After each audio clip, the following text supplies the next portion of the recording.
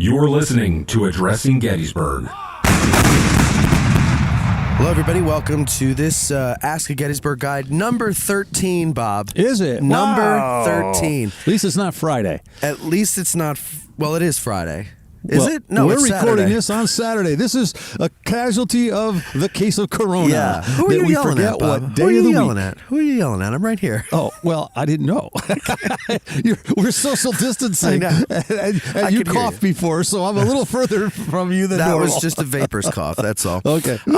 So I'm sorry. So, yes, it's Saturday. Happy Saturday, which we had Good Friday yesterday, Happy Saturday, and tomorrow's Easter Sunday. Oh, I didn't know it was called Happy Saturday. It's the new Catholic. The Pope that recently changed the name. Pope Matthew the First? Pope Matthew the First. Okay. Changed it to Happy Saturday. Tim, are you aware that June, I think it's 13th? Is that the 16th. day? June 13th is... 16th. 16th. Yeah. Oh, sorry. I had a favorite student, Tammy Hemphill, if you're listening, whose birthday was then. But anyway, that is officially been declared Matmas. Yes. June 16th is Matmas Day. Because Pope Matthew I declared if on Christ's birthday we have a Christ Mass, then on his birthday we should have a Mass. And that's actually a federal holiday. It's a federal Matmas, holiday. Yeah. But anyway, So anyway, I should say I'm here. yeah, Tim's here as well. And how's the quarantining going for you? You going nuts? Yeah. Been working on the computer a lot. Yeah. Working on Civil War stuff. Are you getting out at all? Anybody getting out to like walk around or anything like that? You know, I live very close to Culpsell, so I've been walking around Culpsell a lot. Yeah. I've been. I'm coming walking out 2 or here. 3 times a day, kayaking. I live on a lake, Yeah. bicycling. See, this is not Yeah. bad. So all social distancing stuff. Yeah. So. It's not terrible. Could be worse, I guess, right? It is worse in other parts of the country, and for those of you who are By the there, way, this is Bob Steenstra. If Yes. you're trying to figure out people what know, voice Bob. this is, I'm People sort of know. the co-host. Hello, Bob, everybody. this is the first time they've listened. They know who you are. Gee, Matt today is dressed in a brigadier general's coat. Yeah, He's got I'm one chilly. star on his shoulder pads here, so I have to give him more respect. That's right. All right. So speaking of respect, let's start with. We got a lot of questions here. By the way, we're at the McPhersons Woods on the first day's battlefield, and it's a bit chilly, but unlike the other days that we've done this, it's partly sunny and not gray and rainy and cold. So Before you get started, can I ask Tim a question? Sure. Are we at McPhersons Woods, Tim? Oh yes. Is that one of the questions? That might be one of the Well, questions we were coming up. talking about this before. There's a question Okay, later so, that's related to it. We are actually sitting very close to the 7th Wisconsin Monument, and I guess about 25 feet to our north is a fence, and that is actually the property line between Edward McPherson's property, which is on the other side of it, and we are actually in John Herbst Woods. So the simple explanation, I could get into a lengthy explanation, but the simple explanation is that in the official report of the 24th Michigan, written by Henry Morrow, actually in September of 1863, he refers to this as McPherson's Woods. So it's in the official report of one of the units that fought here. The problem with that designation is that we are not on Edward McPherson's property. We are on John Herbst's property. So the colonel of the 24th Michigan sort of just made a mistake in his identification of the place where he fought. And, of course, because he did that, the name McPherson's Woods has kind of been given to this woodlot that's actually on John Herbst's property. And, you know, people over the years had determined to fight it. And early on, and even more recently, people were like, oh, it's Herbst Woods. It's Herbst Woodlot. We should call it Herbst Woods. And that just never really seems to work. So I think the War Department was conscious of this problem, and the War Department actually decided to place a plaque on the eastern side of the woodlot, and it says, Reynolds Woods. And I've always believed that the War Department did this to avoid the controversy as to whether it's McPherson's Woods or a woodlot owned by Herbst. So the War Department would like us to refer to it as Reynolds Woods. And before we leave that, I know you know and we all know here, but why Reynolds Woods? Of course, Reynolds Woods, because General John Fulton Reynolds was killed leading a charge into the eastern edge of the woodlot on the morning of July 1st. And since we're getting into like kind of background stuff, why don't you just give us a background of why are we even here, this whole region that we're in right now? What is it commonly known as, and what happened here in a big picture sense? And then the questions will get us into the minutia of it all. Do you mean as part of the first day's battle? Yes, sir. So generally, we refer to the area we are sitting at as McPhersons Woods, or McPhersons Ridge, I should say, and that's known as that because there's a farmhouse a few hundred yards north of us that's referred to as the McPherson Farm. This area, as part of the Marsh Creek settlement, had come into existence in the 1730s and 40s, and the Scotch-Irish settlers of this area, had divvied up the area, divided it, and had it surveyed into tracts of land. And this tract of land, there had been a farmhouse on it, I believe, as early as the 1780s, maybe a little bit earlier. But eventually the land here came under the ownership of Edward McPherson's father, James Bayard McPherson. The McPherson family never lived at this site. McPherson lived in the town. He was well known as part of the National Bank of Gettysburg. And when he died, his son Edward took over the property. But again, Edward McPherson never lived at this property. For most of its existence, it was a rental property. So a tenant lived here. Was he a congressman or something like that? Well, Edward McPherson had served one term in Congress in Gettysburg from, I guess, like early 1860 into 1862, and then he lost his bid for re-election. But he then became the assistant director of a newly formed organization in the federal government or department, the Internal Revenue Service. Yeah. And then eventually he became the clerk of the House of Representatives, and he was the clerk of the House of Representatives for many, many, many years. But he was a lawyer. He studied under Thaddeus Stevens. Prior to that, he was a newspaper man for a while in Lancaster County. But he's from Gettysburg, and although he did not live here at the time of the battle, he lived in Washington, D.C. He's always had close associations with the town and the community. And then later, he became part of the ownership of the Star and Sentinel after the Civil War in Gettysburg. Oh, okay. And then Library of Congress in Washington, D.C., they have the Edward McPherson papers, and they're filled with all kinds of interesting things about, his political career, letters that he wrote, letters he received, and also there's a really neat scrapbook that has a lot of really interesting articles about the Gettysburg campaign and the battle, too.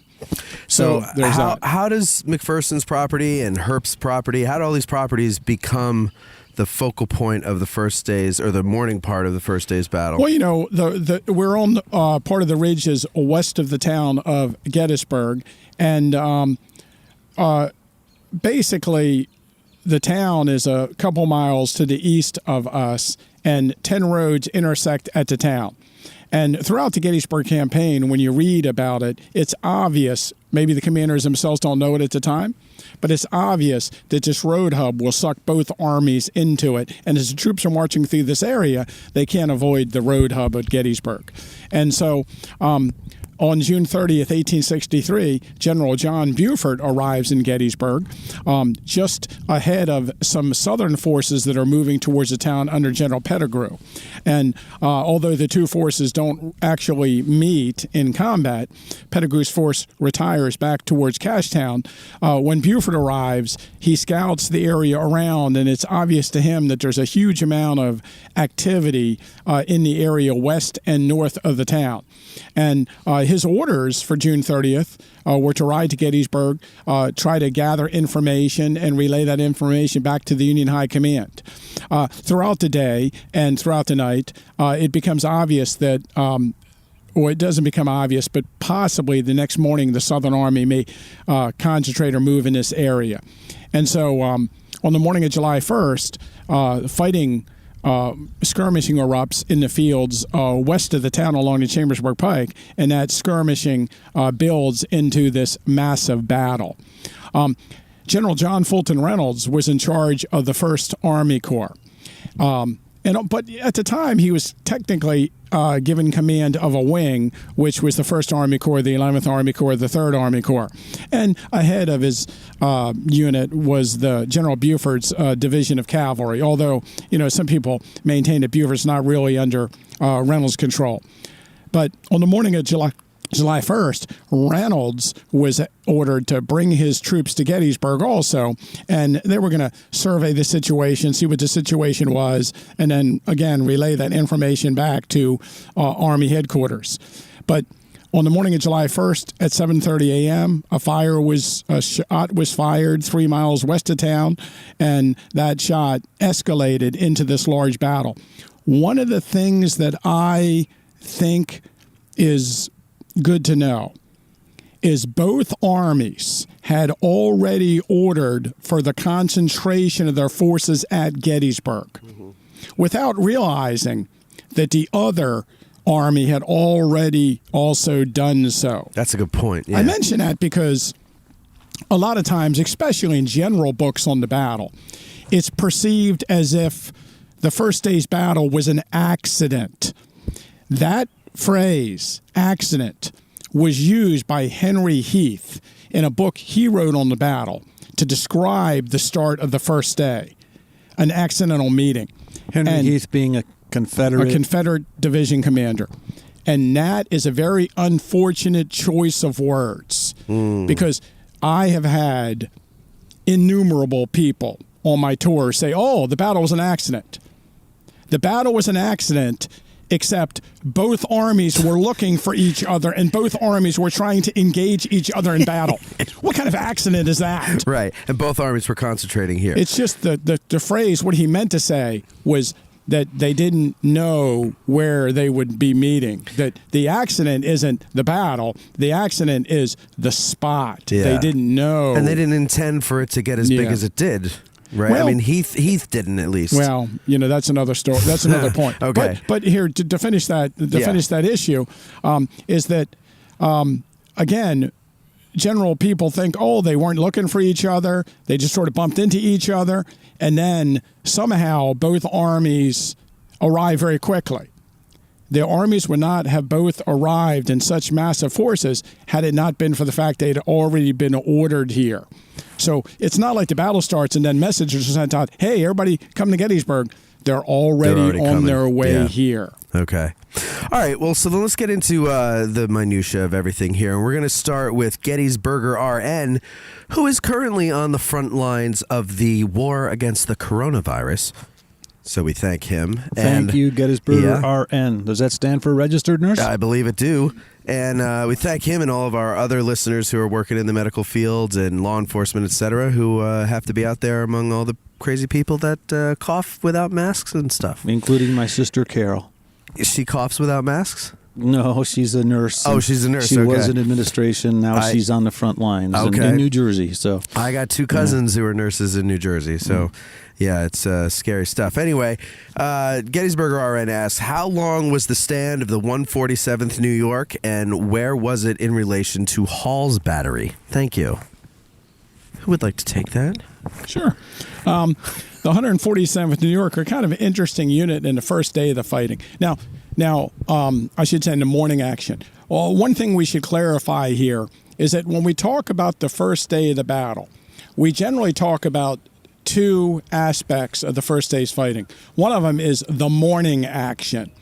And I got to tell you, people who are fans of the Army of the Potomac and fans of the Iron Brigade, they really like to talk about the morning action. Yeah. And pretty much in the morning action, the Northern Army kicked some serious butt. Right.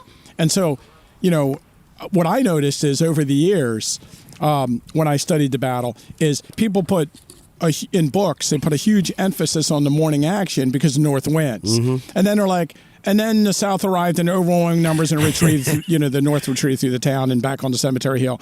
The least said about the afternoon action, the better. So I wanted to clarify that some of our discussion will be about the morning action, and then we'll probably have some questions about the heavy, bloody fighting in the afternoon action of the first day. But in the morning action of the first day, basically, it's 2 Union brigades against 2 Southern brigades. Mm-hmm. And those 2 Union brigades are Solomon Meredith's Iron Brigade and Lysander Cutler's Brigade. Great and names. The 147th New York are part of Lysander Cutler's Brigade. And these 2 northern brigades fought against General James Archer's Confederate Brigade from Alabama and Tennessee, and, of course, General Joseph Davis's brigade from Mississippi. So 2 brigades under Heth's division, or Heath's division. We like to think his name is Heath. I know a lot of people now, like wait to a say second, Heth. because you said Heth, I know. and when I was listening to the Sears book on Audible, the guy kept saying Heth, and it was driving me insane. And I think we're pretty sure that his name is spelled Heth. Right.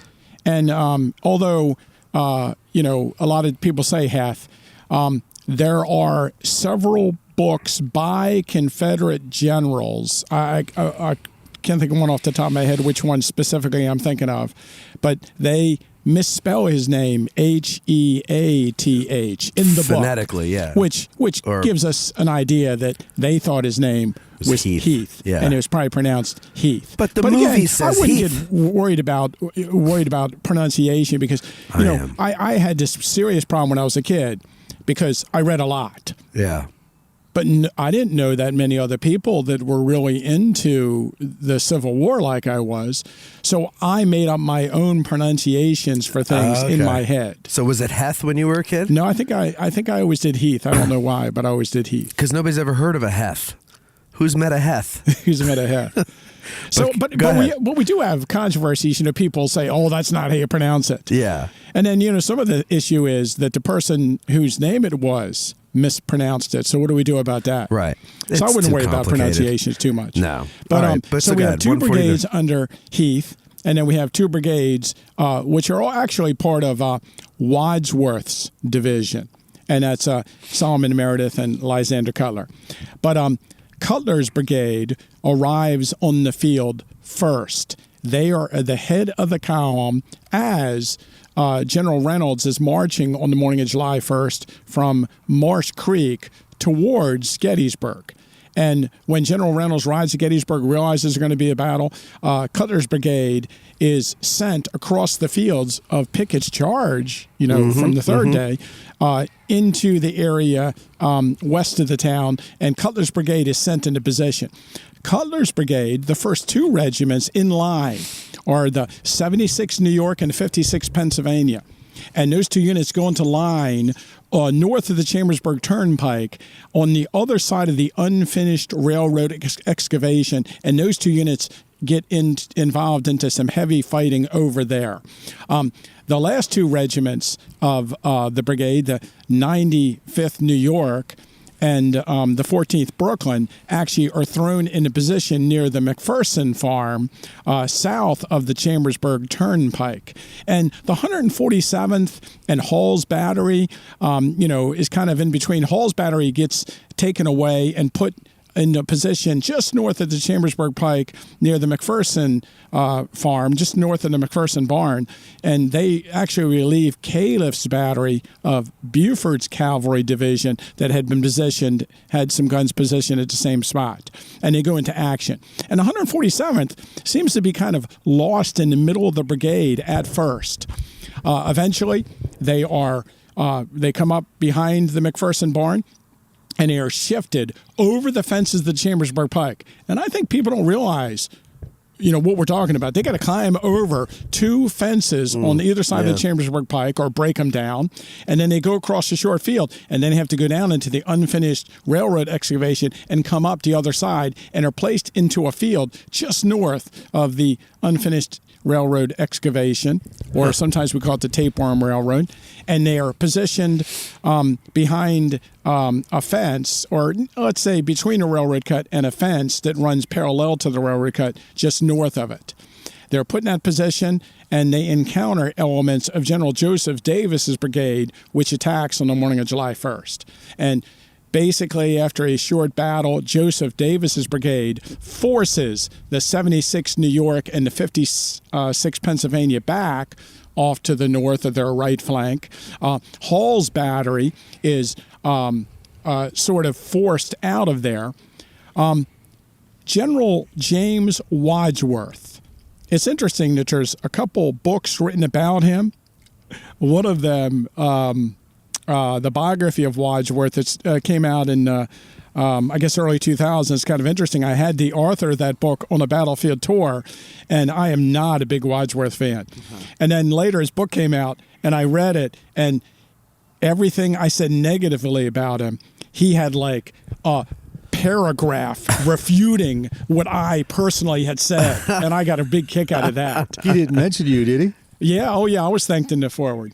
But he didn't say that paragraph. I purposely expanded this paragraph. It was to really refute interesting, though. Time Smythe. I don't think Wadsworth did a very Smythe. good job on July 1st. As a matter of fact, he did a horrible job Why do you on say July that? 1st. Because basically James Wadsworth called for a retreat. Okay. So the Southern Army attacks. Cutler's brigade is overrun. The 56th Pennsylvania, the 76th New York, pull back to the top of Seminary Ridge. Wadsworth calls for a retreat of Northern forces back through the town. Hall's battery actually had been placed in its position by General John Fulton Reynolds himself, and of course Reynolds is killed a few minutes later. And in hearing of Wadsworth, Reynolds had told Hall not to move his battery unless he ordered him to do so. So Wadsworth never even sent an order to Hall to retreat, and Hall ended up being almost overrun and pulling out. And of course, Hall is very critical of Wadsworth in his post-war writings. But when Hall gets back to Seminary Ridge and meets with the aides of Wadsworth, they're ordered back through the town to Cemetery Hill to reform. And Hall rides all the way to Cemetery Hill to reform. The 76th New York and the 56th Pennsylvania are ordered back, and they retreat all the way across the Gettysburg College campus to the edge of the town. Meanwhile, the 76th New York is out there on the other side of the railroad cut, and after... you mean the 147th? I said it, 147th. You said 76, yeah. They're north of the railroad cut, and they're being surrounded by Davis's brigade just swinging around sort of unopposed after the 56th Pennsylvania and the 76th New York pull back, and they take heavy casualties. Now, an aide is sent from Wadsworth to the 147th New York to order them back.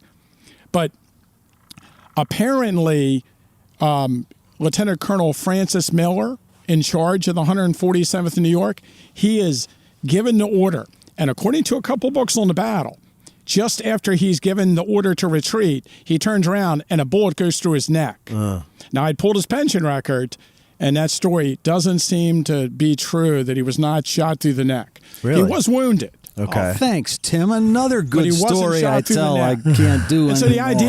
the idea was he was shot through the neck, and then he went to give the order, and he couldn't give the order to retreat. And he ends up leaving the field. And a guy, I believe his name, Major Harney, takes command. But he is wounded, and he does leave the field, and apparently he did get the order to retreat, but not give it to the regiment. So eventually, the regiment has to retreat on its own without orders and pull back to Seminary Ridge.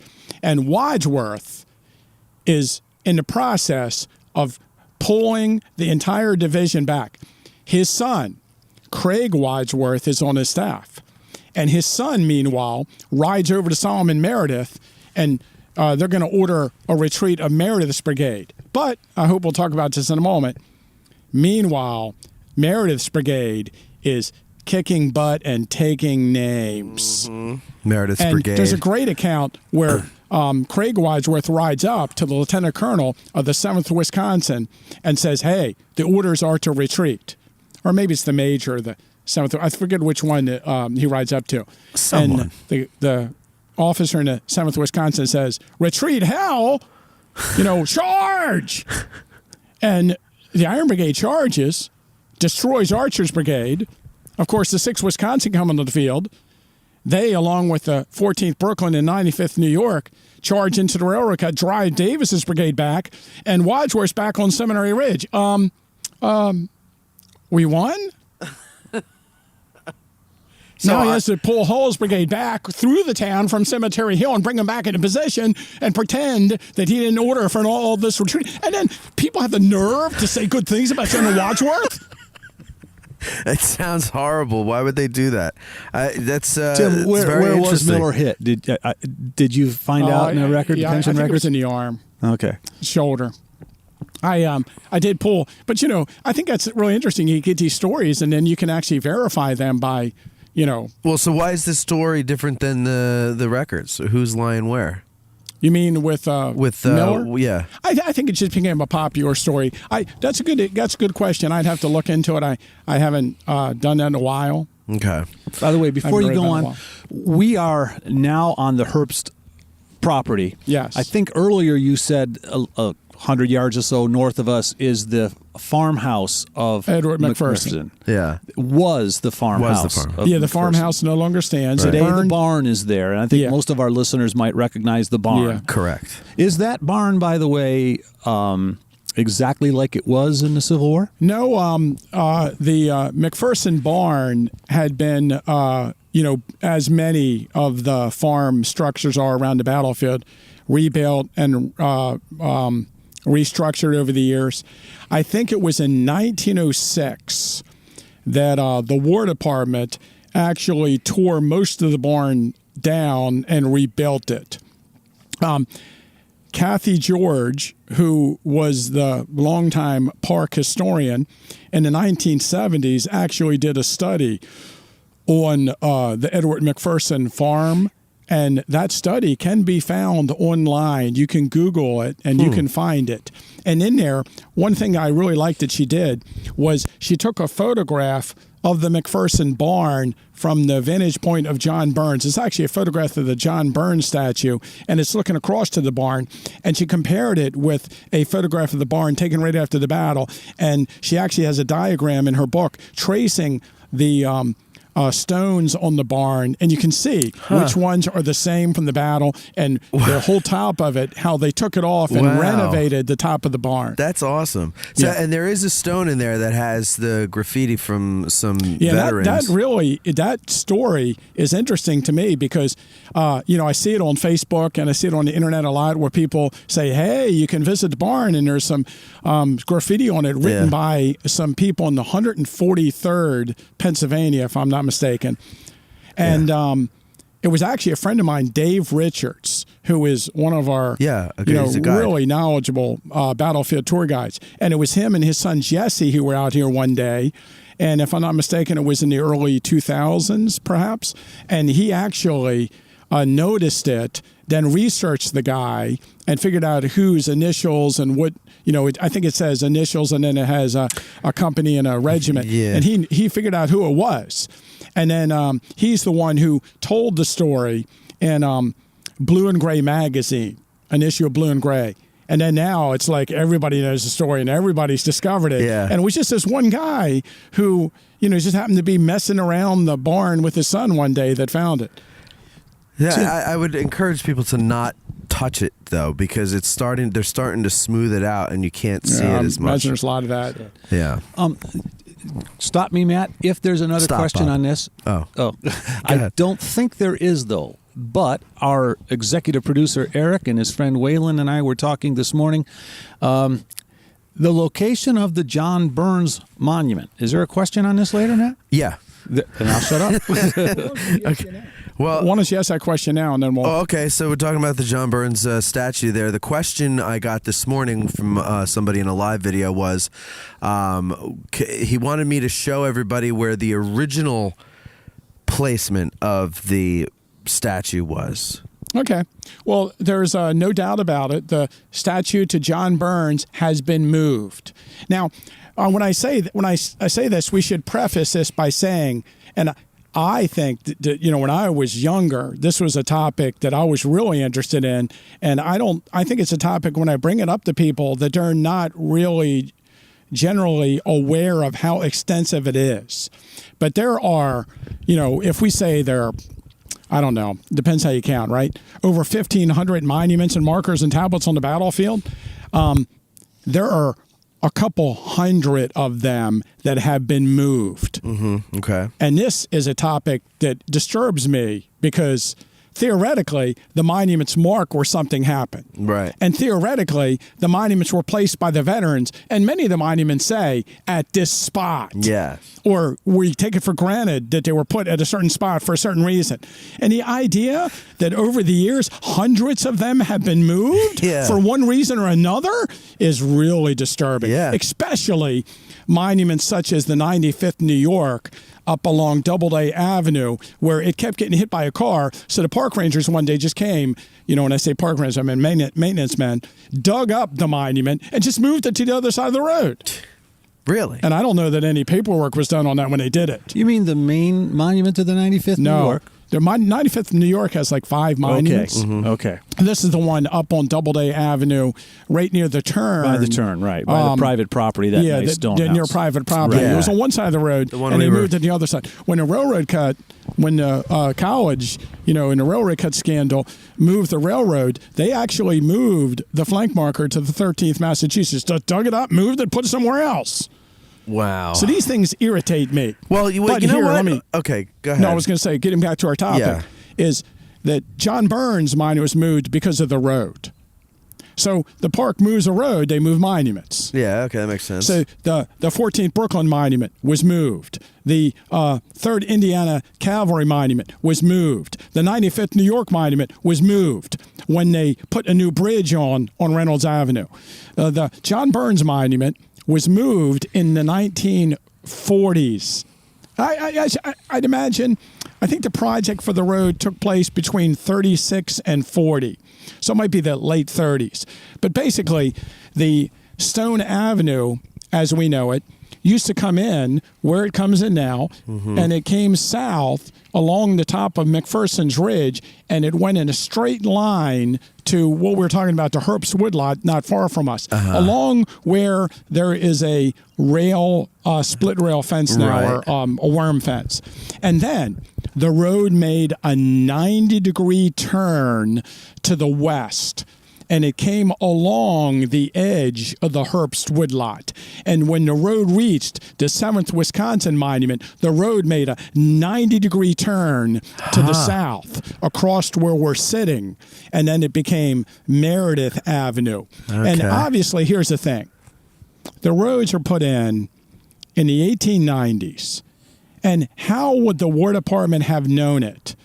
But just a short time later, within 10 years, we have these automobiles. Yeah.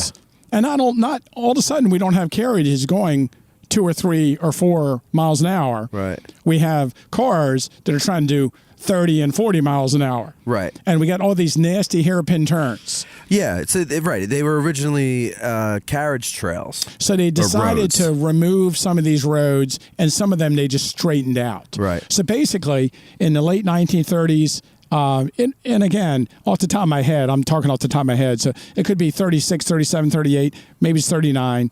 They straightened the road. And so now they just kind of curved the road around, and it doesn't make these two 90-degree turns at the edge of the woodlot. So is that why there's just a gap in trees? That's right. Right and you there? Can actually walk along there and see where the old road bed is. There's still vegetations had not grown in the bed, in the old road bed. I love old roads. And you can see this. If somebody wants to see the old road system, I suggest the map Pennsylvania at Gettysburg, which is at the back of the Pennsylvania Gettysburg volumes. It's from 1904, and it shows the old road system, and it's usually it's easily accessible, and you can see the old roads.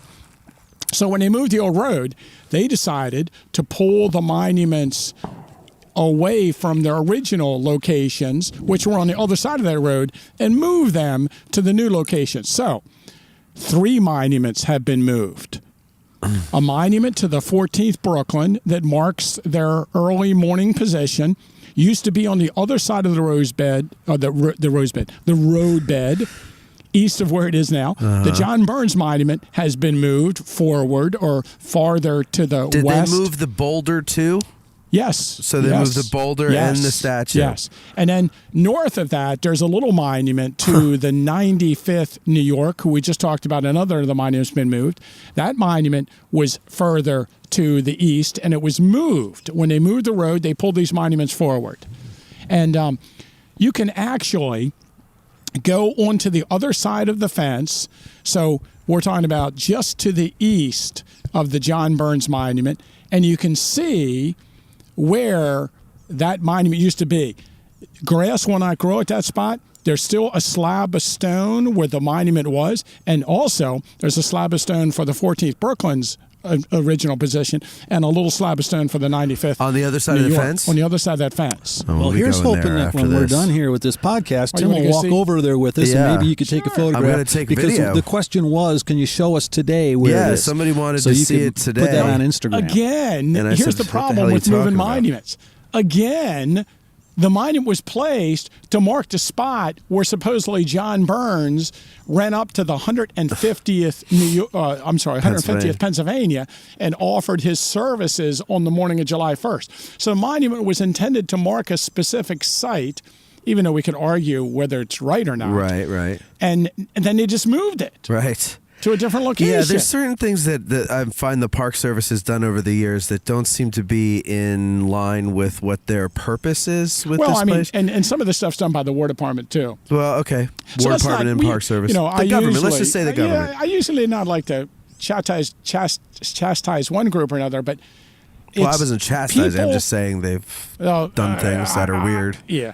Well, I would just say it's people that aren't as conscious of the importance of the placement of the stones Yeah. as we are. Bureaucrats. Yeah. All right. Let's move on here, man. We haven't even got to the second question yet. I'm sorry. All right, no, this is great. Private Gaff. He says, my question for the first day battle is: at what point did Buford's cavalry disengage from the fighting, or if they ever did after the infantry arrived? Now, Tim, you and I have talked about Buford before. You're So I'll do this without he don't impress you much. Yeah, without getting into any of that. okay. So basically, the Iron Brigade arrives as Archer's brigade is advancing from Seminary Ridge and Davis's brigade towards Willoughby's Run. You mean Herbst Ridge? Oh, did I say that? Yeah. Yeah. Herbst Ridge. So basically, when the Southern Army arrived, they formed on Herbst Ridge, not far from, along the Her Tavern to the south is where Archer's Brigade formed, and to the north of the Chambersburg Pike, they formed across what you might call the Christ Farm. There's a little rise of ground there. Davis's brigade formed there, and they had an advanced skirmish line.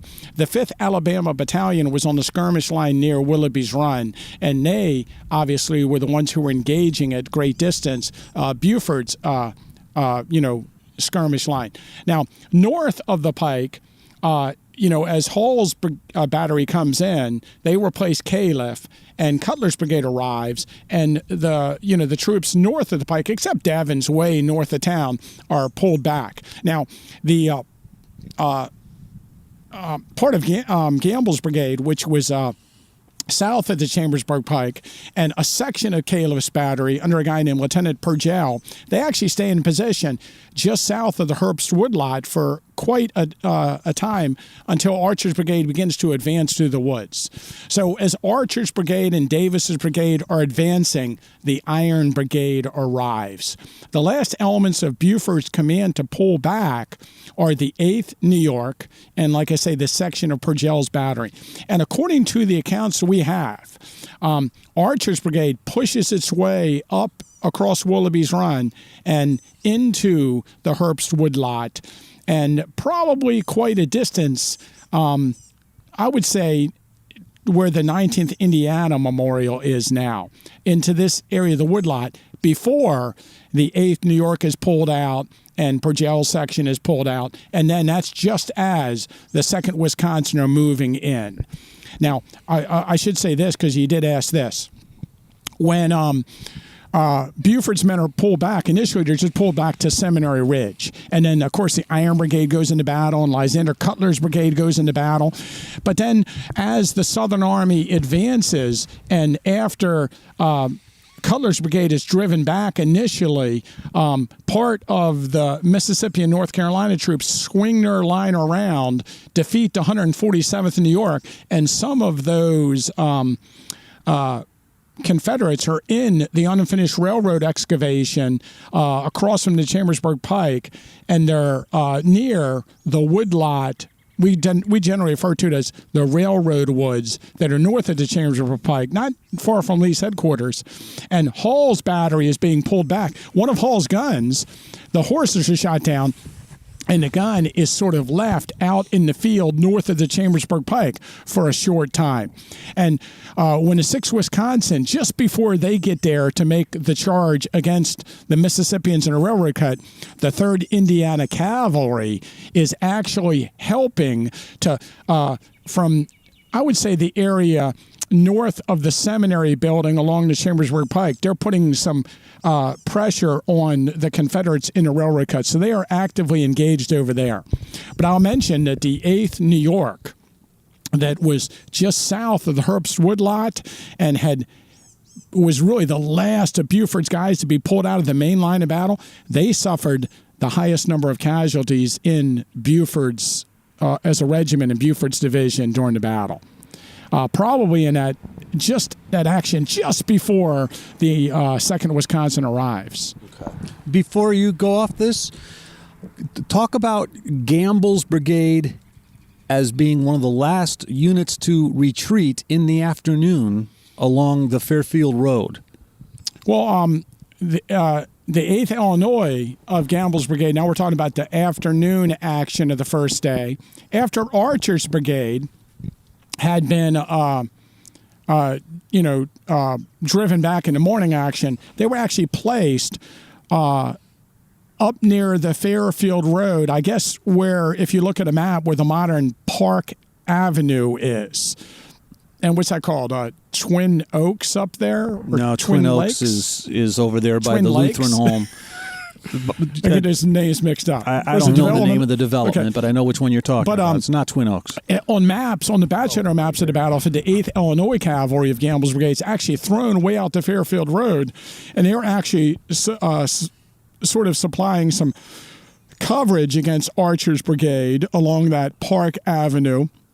Because remember, in the afternoon action, it was part of Biddle's brigade actually came in to the battlefield by the way of the Black Horse Tavern and across, that Black Horse Tavern Road and Willoughby's Run Road to get into position where they, near the seminary. So they needed some coverage out there. And those units had stayed out there for a while in the afternoon action.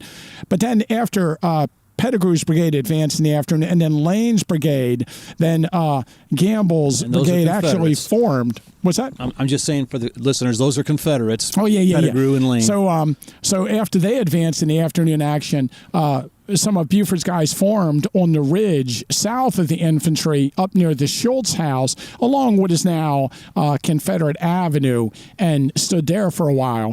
And you might read that part of Pettigrew's brigade, the right flank regiment, actually the account says they formed a hollow square because they were afraid the cavalrymen would charge into them. In my mind, I can never in my life imagine Civil War infantry being afraid of cavalry. It's just hard for me to imagine. Yeah. But they say they did it. And Lane did not advance as steadily or as quickly as he should have because of the threat of this cavalry, which, you could argue, I would argue, since cavalry doesn't stand against infantry ever, that it was ridiculous, and Lane should have charged through and destroyed that force in front of him and marched towards Cemetery Hill. Right? So it's a missed opportunity during the battle by Lane. Right. Yeah. And if he doesn't think that he should take the casualties to do it, the idiot's going to be involved in Pickett's charge 2 days later. But in reality, Gamble's men would have been, there's a stone wall there today, I suspect, along that stone wall. So the threat of those men on top of that hill kept Lane at bay. Okay. But they would have been dismounted as they had been fighting all day, and they could have put up some resistance. Yeah, but they wouldn't have. The 8th Illinois had 1 man killed in the first day's battle. 1 man. Okay. Cavalry don't fight. I thought you didn't want to get into this. Okay, I won't get into it. You never see a dead cavalryman. Yeah, you never right? see dead Right, cavalrymen right. unless they're swinging their giant butter knives at each other. So anyway, I'm teasing. But the threat, the perceived threat of the cavalry on the flank of Lane, and I guess what we should look at in Civil War battles, or what we should think about, is the threat to the flank. And that threat is real for the Confederates on the flank, and Lane doesn't think that he can advance. Meanwhile, Pettigrew's brigade is suffering the heaviest casualties of any single brigade in the battle in a head-on assault against the Iron Brigade. Yeah. Okay. Which is good, leads into the good next question. Go ahead. Tell timeline here. Uh-huh. The Union First Corps units are being pulled off of Seminary Ridge. Is Gamble's brigade, or at least the 8th Illinois, still up on the ridge? Are they amongst the last to leave, kind of buying time? Sure. Okay. And that's because Lane doesn't press his attack. Okay, so you're going to blame Lane more than give Gamble a little credit here. Okay, Tim. Or should I call you Time? See, again, in the Civil War, I know, and sometimes this is not fair. This is not fair. Yeah. But we tend to perceive units that lose less men as not being as involved as units that lose more men. Right. And I'll tell you what's really unfair for me. It's unfair because people are critical of the Pennsylvania Reserves. I see the advance of the Pennsylvania Reserves on July 2nd off of Little Round Top as like the what do you call that? The final blow against the Southern Army in their advance on Little Round Top on the second day. The presence of the Pennsylvania Reserves and General Samuel Wiley Crawford, one of the greatest Civil War generals, across the Valley of Death, just destroys all the Confederates' hopes of taking Little Round Top, if you will. They basically retreat because of the presence of the Pennsylvania Reserves. But people have looked at the Pennsylvania Reserves and said, they don't suffer that many casualties. There's not really much heavy fighting. So they downplay their role in it, exactly as I am doing with the cavalry. So, folks, can you tell that Tim was sick the day we did the Wheatfield fight? But we need to add this as an addendum to the Wheatfield fight. I'll have to throw that in. And Eric, who is a fan of the Pennsylvania Reserves, is happy right now. I guess what I'm saying is that what I'm doing is kind of unfair. Yeah, you are admitting that you are a hypocrite. I'm glad you were saying it because I was thinking it earlier. Not a hypocrite, though. Well, he's saying that he's a hypocrite. Matt, it would be fun to get 3 or 4 guides together who disagree. Yeah. And just let them go at it. Oh, I know. I would love to have when we get the studio back, we'll do something like that. All right, so Ricky Fowler hits a bogey with this one. Do you know golf? Is a bogey a good thing? I don't know. But anyway, he asks, are there any known accounts of the location of Henry Burgwyn's wounding? I think I read he was exiting the woods, but do we have any specifics from contemporary accounts? Well, I had pulled... we're talking about Henry Burgwyn. Burgwyn, yeah. Burgwyn, excuse me. I'm sorry. Were you thinking Heath for a minute? No, I was thinking Henry Morrow for a second. I was going to say that I knew a little more about Henry Morrow, the colonel of the 24th Michigan. But, I'm not... I've talked to a bunch of people about this, and I think, we're in the middle of the woods. And at what point in the battle is he wounded? And at what point does a lieutenant colonel, it's Lane, is that right, take over? And then, there's this whole thing where after the war, the lieutenant colonel meets a guy on the battlefield of the 24th Michigan, and they talk about he's the one who shot him and where he's wounded and all this, and I don't buy that at all. But I would say that he's probably, killed, mortally wounded somewhere to the west of what we call this Meredith Avenue, just to the west of it, and just down the slope. Just down the slope of the hill.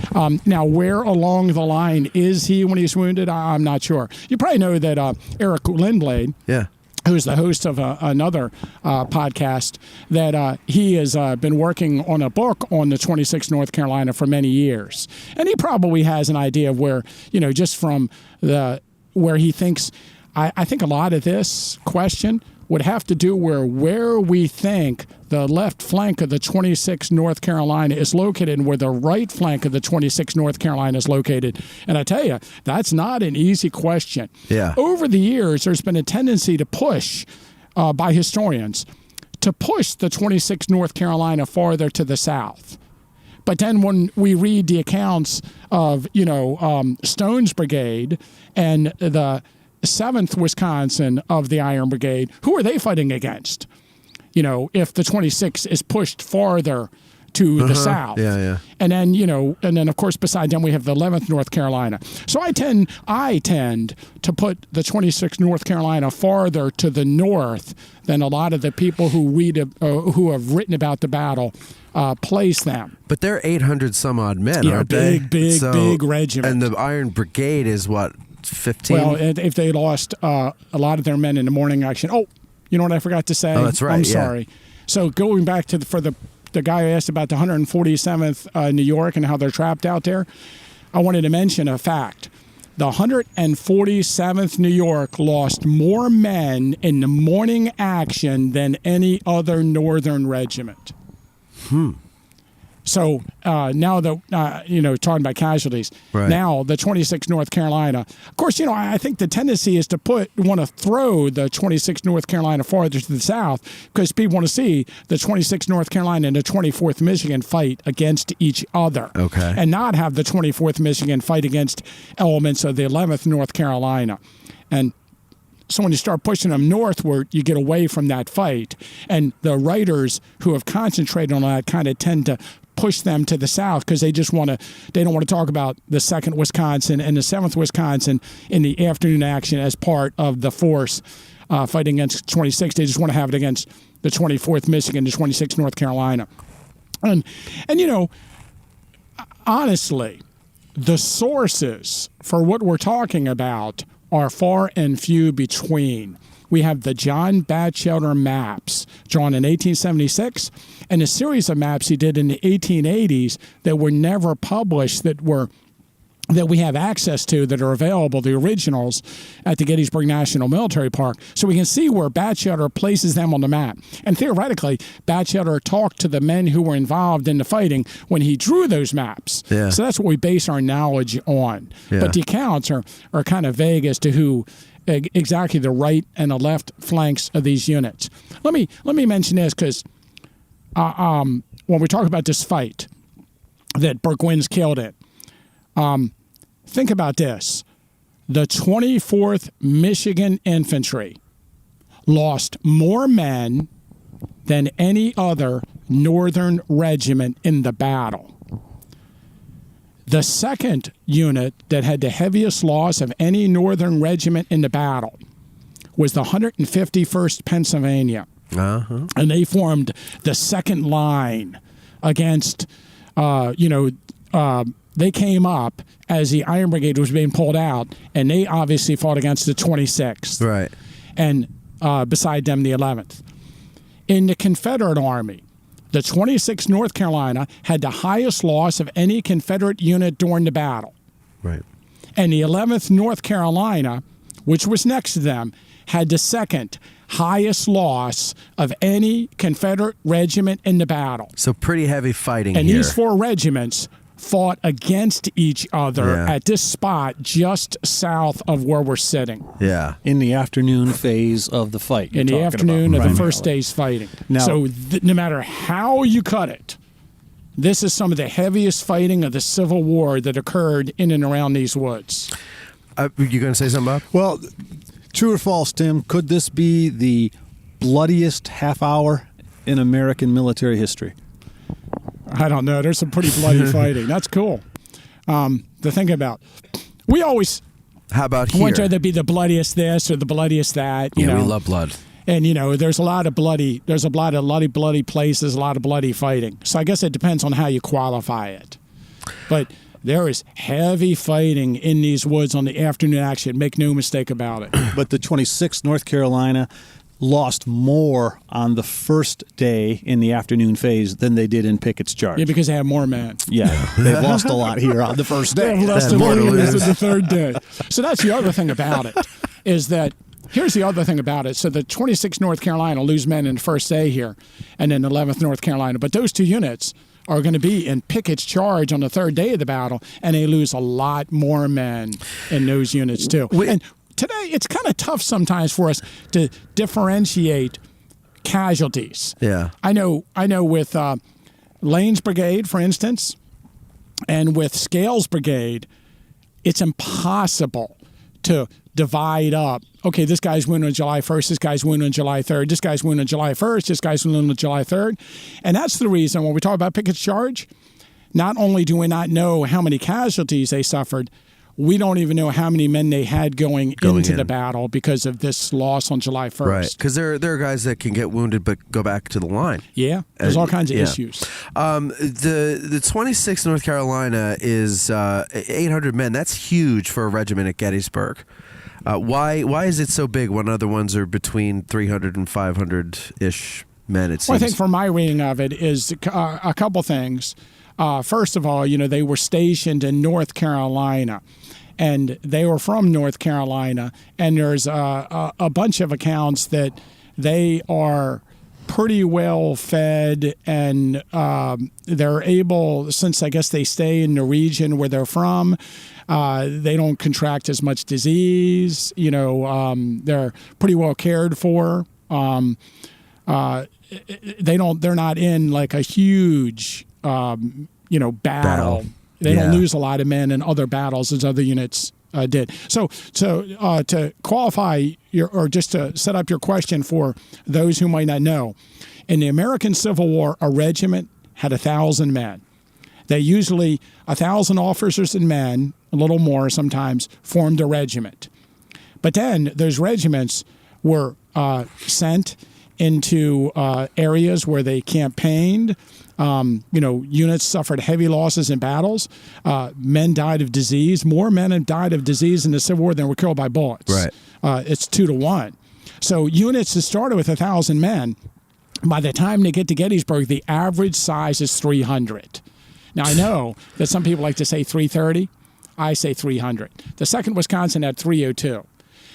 You can get to 300 easy because we have the accounts of how many, the units. We have the strengths of the regiments in the battle.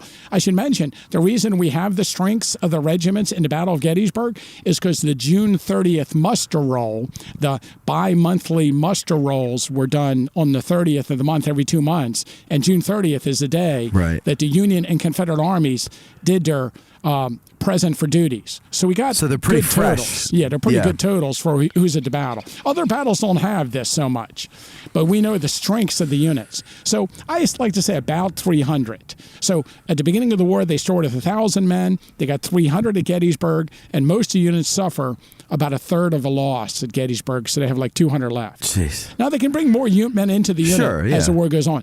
But the 26th North Carolina still had around, it depends on how you count. Some people give them 800. Some people give them 850. It depends on But they what you're get reading. whittled down basically to the average number. Yeah, they lose about half their men in the first day, and then they lose a serious amount more in Pickett's charge. I remember when Eric Lindblade started working on the book on the 26th North Carolina, and I've been eagerly anticipating it ever since then. So until that comes out, what's like the authoritative book on the 26th? Well, there's a really nice account on the 26th North Carolina by a guy named Underwood that was published, at the time the veterans were still alive, and it's a really good synopsis of the 26th North Carolina. There is a book, a more modern book, about the battle between the 26th North Carolina and the 24th Michigan, and it's by a guy named Rdge.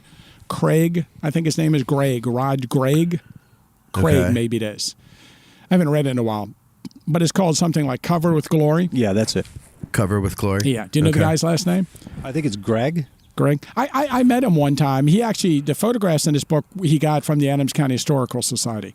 But, I was horrified in it because he doesn't even mention 151st Pennsylvania like they weren't involved in the battle. They had to suffer the second highest numerical loss of a unit of battle, and they suffered those casualties against the 26th North Carolina. He doesn't mention it in his book.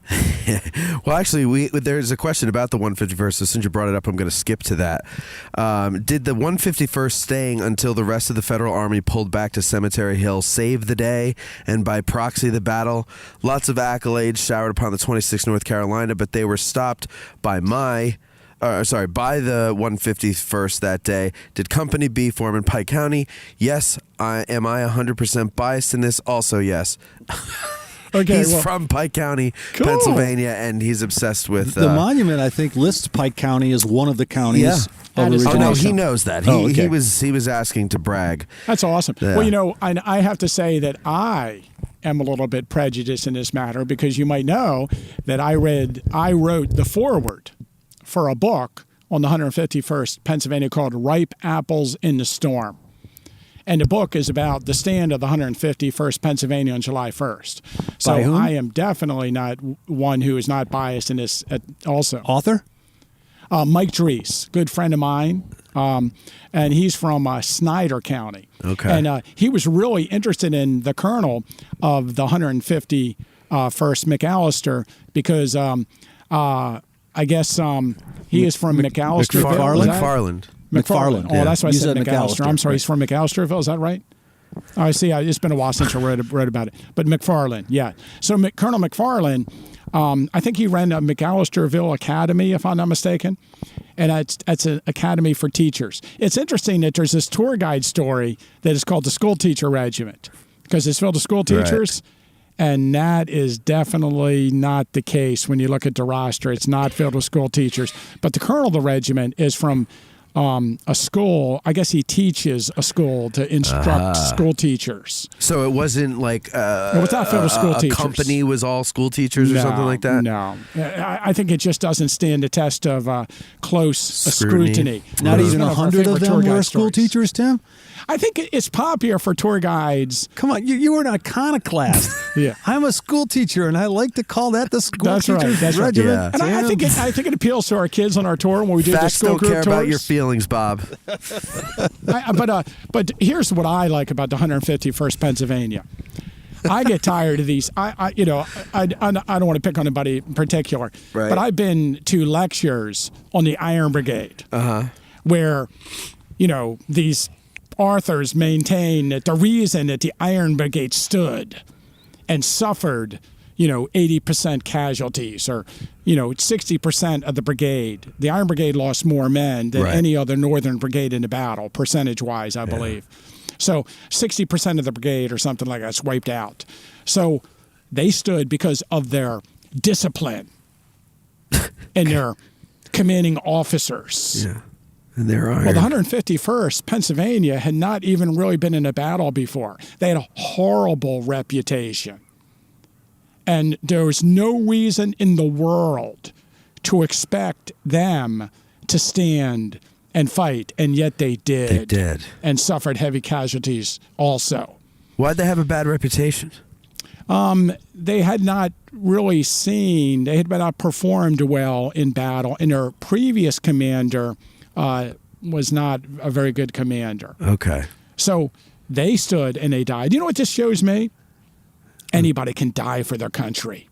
That's true. That's not how you win a war. No. It's you making win the a other war son by of a making bitch the other die. guy die for his country. Good point. Good, Pat. Hey, before you go teasing. on, just a plug for Cody Aish and for the Seminary Ridge Museum. Yeah. There's they do quite a bit with McPherson. I'm sorry. Over there in their Yep. exhibit. That's what I remember. So yeah. if you are out here at Gettysburg, it's a good museum It's an to go awesome to. museum. Yeah. And we didn't get to finish it.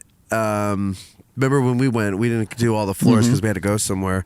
But I definitely will be hitting Cody up to get just, up that just for your cupola knowledge, there. and Cody's a great guy. Just for your knowledge on that, is that the Seminary Ridge Museum, of course, was originally the museum design, and the exhibits were set up by the Adams County Historical Society, which, of course, I'm the historian. And it was Mike Dries who wrote the book on the 151st Pennsylvania. He also wrote a book on the life and letters of McFarland. And also, he wrote a book called The Hospitals on Seminary Ridge. And since he's this big McFarland fan and big 151st, obviously the slant's going to be towards 151st. And he was on he was sort of a consultant on the team that put the museum together, Mike Dries. Nice. So, big shout out to Mike Dries. If he's and the listening. name of his book, again, on the 151st is what? Ripe Apples in the Storm.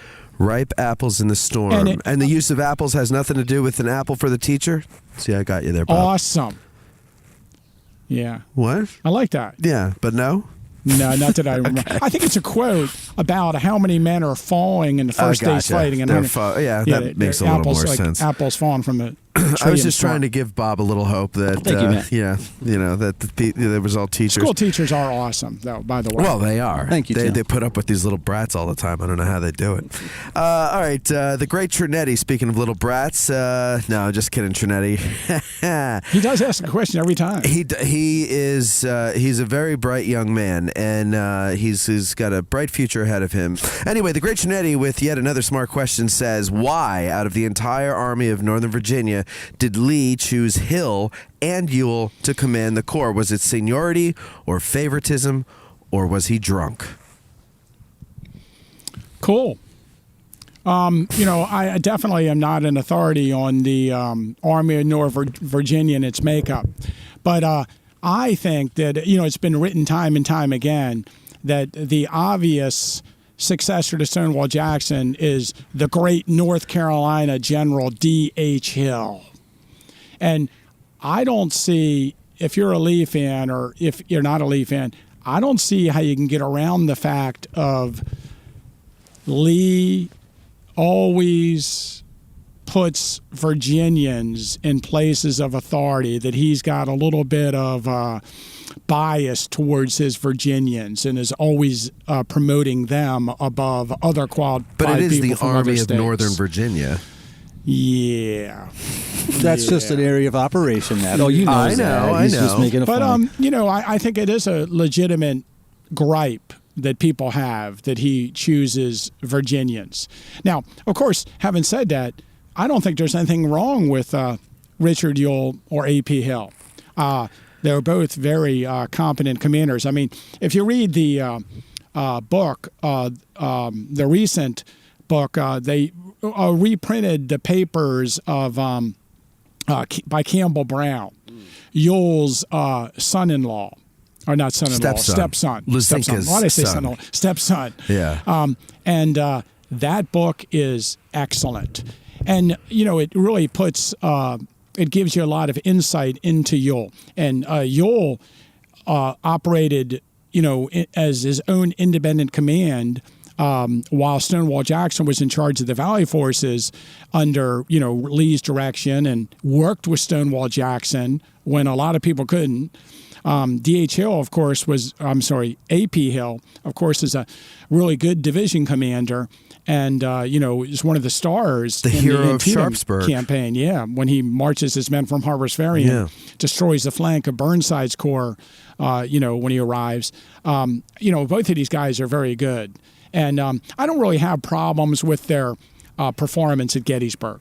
I know that's a big thing. People are like, "Oh, Ewell should have done this or shouldn't have done that." And A.P. Hill, here's what to me it is. Think about, and of course, I like to make analogies about football. So Lee, for a year, June of '62 to June of '63, is, he's got a pretty good record during that year. I mean, very few other commanders had a record like he had during that year. And that year he had two corps commanders, James Longstreet and Stonewall Jackson. And although they didn't like each other, they didn't get along, it seemed to work together. So Stonewall Jackson dies, and Lee decides to reorganize his army. This was something that Lee had been thinking about doing all along. But the death of Stonewall Jackson gave him the opportunity to reorganize his army. So he went from this system that he had developed, where he had the two Army Corps commanders into the 3 Army Corps commanders. And he did this, between Chancellorsville and Gettysburg, between the Chancellorsville and the Gettysburg campaign. So he changes this into this 3-prong system from a 2-prong system. Think about if you were the offensive coordinator of a football team and you had changed your system. And then if there's any problems with this new system that you developed, when are you going to work on these problems or figure these problems out? Right. You got all these new commanders in these new positions that they are not used to operating in. You have all these new staff officers and couriers for each of these new people, and all of a sudden you launch this massive campaign. And if there's any problems because of this, so I blame Lee's new system, not the people in charge of the Army Corps. The more I learn about all this, the more I fall on that side too. It's Lee is the one who basically changed everything in the middle of an invasion.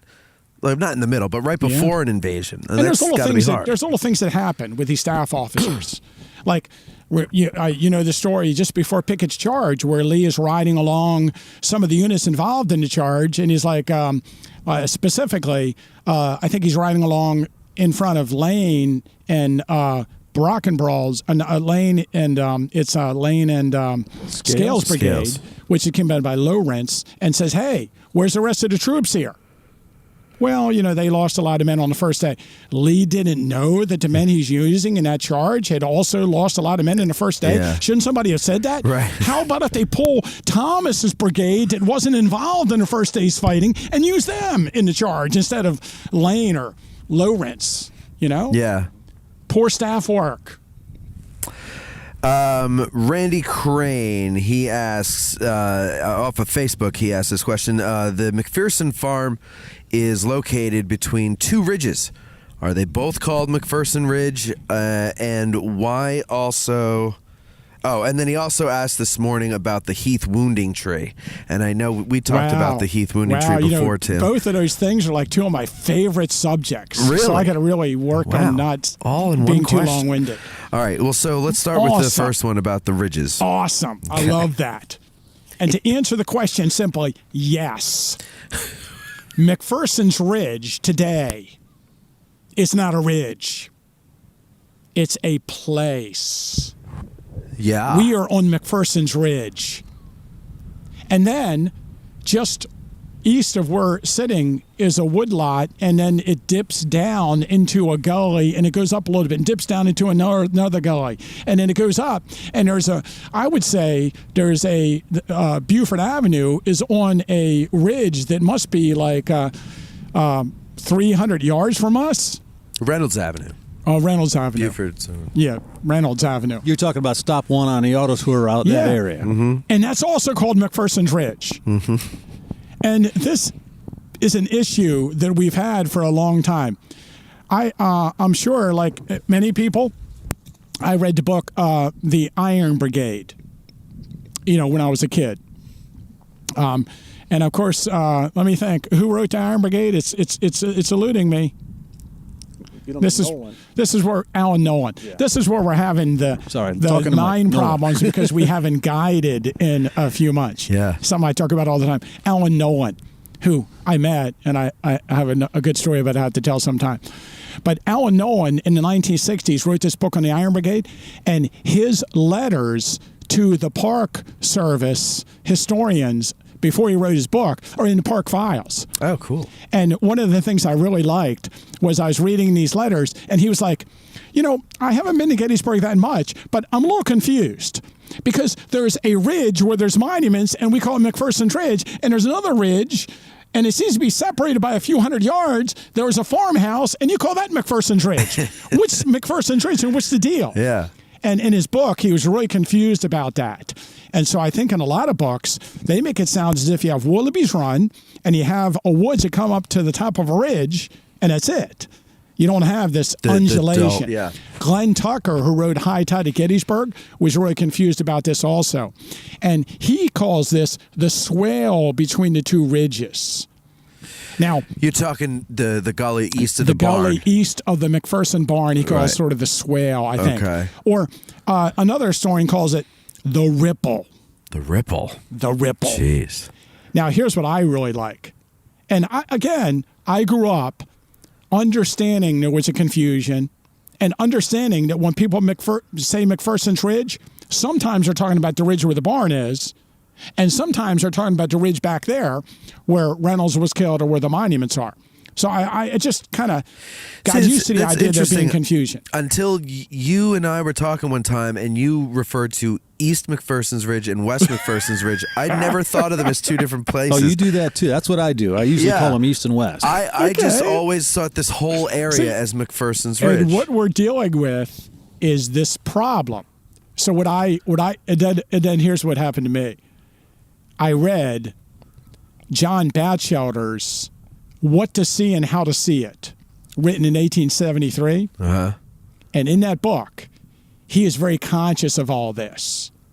And in his book, he makes a announcement that we should hereafter refer to the ridge with the barn on it. And if you think about it, it does run across the road and over the railroad cut and up towards the Peace Light. We should refer to this as McPherson's Ridge. And the ridge back there where Buford's men made their stand should be referred to as Buford's Ridge. Oh. And he makes this announcement that this should be the way it is. So let's start that now. Let's start calling that Buford's Ridge. But for whatever reason, it didn't catch on. I like East and West to McPherson's Ridge. Do you not like that, Tim? It's all right. I think you heard that from me, Matt. Did I hear that from you? I think so. I didn't hear that from you. But so we were again, okay. I think our basic issue is we're here all the time. We're given tours. We recognize there's two ridges.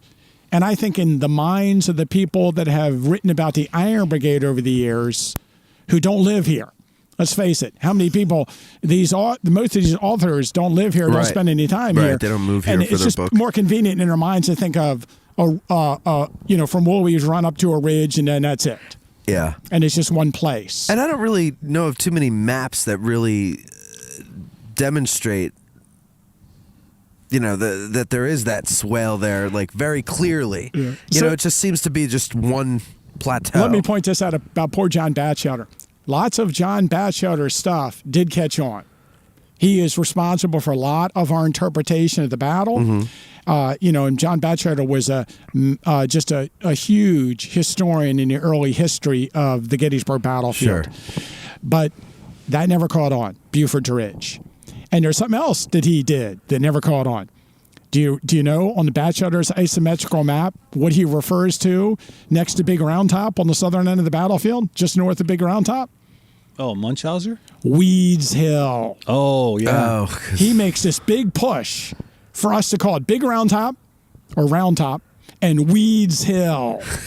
He wants Little Round Top named in honor of the Northern general who gave his life defending that hill. And that lasted about... in time, about 20 minutes. Yeah. It didn't catch on at all. I'll tell you, it probably would catch on today with the rise in popularity of marijuana smoking. I think a lot of potheads would start coming here to go. Or perhaps Weeds Hill. after 1974, it would be called Chamberlain Hill, right? Yeah. People might want to rename it. So that precedent might not have been a good one, and maybe that's good that it didn't get it. Well, maybe that's it. Maybe people have always pushed back against naming places after generals. Okay, let me ask you this. How many places on the battlefield do we name because of the commander when it actually has another name and should be called something else? Well, Reynolds Woods. Okay, well, we talked about that. That's because of the problem with there's one obvious one I'm going for. Stevens Knoll. Cool. Mm-hmm. Stevens Knoll. The rise around between Culp's Hill and Barlow's Knoll is what I was thinking of. Yeah. Which should be Barlow's Blockers. Knoll. Yeah. Is it blockers or blokers or blochers? Blocker. Or blotchers. I knew a bunch of blockers. So let's ask Mr. Smythe. I guess maybe it's Blucher. Blucher, yeah. It's all these names. Blucher. How about the Heath? Okay, the Heath, Wayne, and Trace. So here's the thing about that. So it's a misnomer. Oh, hang on. General Heath is a Confederate divisional commander in A.P. Hill's Third Corps. He is wounded in the afternoon phase of the first day. Cool. You know, what's interesting about Heath, that he is slightly wounded. And he's wounded when an artillery shell, or a fragment of an artillery shell, grazes the side of his head on July 1st. But he doesn't relinquish command until some point late on July 2nd. And I think there's an actual meeting that Heath attends, and Lee is present on July 2nd. I forget exactly where the meeting is. But Heath is there at the meeting. It might be when they're in the morning hours when they're planning the action of the second day. And Heath says some really weird things. And apparently after the meeting, Lee's like, what's wrong with him? And he kind of, on the third day, Heath's division is commanded by General Pettigrew, of course, in Pickett's charge. But before I tell about the tree, one of the greatest books, and I made a mistake. I think you talked about this one day, Bob. We're reading history book, and every once in a while we'll read something that's total fiction, and then it sticks with you. And you know it's fiction, but you read it while you're reading a whole bunch of history books. And the worst is, and this same book I'm going to talk about, they don't really tell you it's a fiction. You ever read a book that's obvious fiction, but it doesn't say anywhere on it it's fiction? Mm-hmm. There's a book about Washington's Crossing. I had an issue with that did that. Okay. The Crossing, I think it was called. Mm-hmm. It was fiction, but it didn't say it. But it's not. The author, it was, historic fiction. Right. There's a book called My Enemy, My Brother. Oh, yeah. Do you remember that one? Yeah. And in that book, Heath stops at Cashtown on the way to Gettysburg, and he's reading the newspaper, and in there is an advertisement for shoes in the newspaper. Right. And they actually show a picture of the advertisement from Robert McElhenney's shoe store. And then he rolls that newspaper up, puts it in a hat that he got. He's got a hat from Cashtown at a hat store, he broke into and took this hat. But that's true, or that's in the fiction? Well, it's this. I'm talking about in the fictional book. Okay. And then he puts this piece of newspaper in his hat. And it was this piece of newspaper that caused the shell to glance off of his head instead of hitting it head on. Otherwise, he'd be mortally wounded. So the advertisement with the shoe factory. So that's in the fiction book. Yeah, but that's not the true story. So no truth to that at all. But that's the story that I've heard. I've actually heard people tell. Then he gets a hat at Cashtown. Yeah, or somewhere he obtains a hat. And the newspaper saved him from a serious wound. Okay. Well, in the fictional book, that's the problem, isn't it? I don't know how much this guy had actually read in his book. And again, this book is presented as if it's fact. And so there's all kinds of issues with that. But the advertisement of the newspaper is the shoe factory in Gettysburg that he has in his hat, in case you didn't know that part. No, I didn't know that part. So anyway, after the Southern Army are attacking Seminary Ridge and things have died down, but I take it there's still Union artillery on Seminary Ridge firing in this direction, Heath arrives on the battlefield in this area. And we're a few hundred yards behind what would be the main line of battle. And Heath is coming up through this area past the 7th Wisconsin Monument. Now, Heath returns to Gettysburg years later. And there's this account, and off the top of my head, I think this is from William Robbins' journal. William Robbins worked for the War Department Commission, and he would take veterans around the battlefield, and there's a journal that's held by the park, and he would make notes in it. And he mentioned when he was in this area, and again, if I'm wrong about the source, Kathy George had done a history of the McPherson farm in the 1970s that you can find on the internet. And this story is told in there, and you can see her footnote for the story. And the story is that Heath is traveling, and again, I believe it's Robbins, and he says, oh, by the way, the place where I was, struck slightly by a piece of artillery shell or fragment was about, I think he says, 50 yards east of the 7th Wisconsin Monument. And he writes, I'm sure if it's Robbins, he writes this down in the journal. So what had happened was Kathy George in the 1970s came out here kind of walked it off and said, oh, by the way, there's a tree that was here during the battle along that old roadbed about the same distance away that the 7th Wisconsin Monument is. And so she, in the 1970s, pointed out that tree as the Heath wounding tree. Heath, but she didn't use those words. She just was saying there's a coincidence that there's a tree in that area. Heath never called that the. He never pointed to that tree. He never called it the me wounding tree. He never referred to a tree. Right. He just said 50 yards off the monument. Yeah, or where, again, I don't have the account in front of me. But whatever it was, she walked it off. She is the one who pointed to that tree and said, oh, this is the Heath wounding tree. And then, no, she would use the phrase Heath wounding tree all the time. And so guides started saying, oh, yeah, there's an account that talks about Heath pointing to that tree. And that's where I had the issue with it, that Heath never said anything about a tree.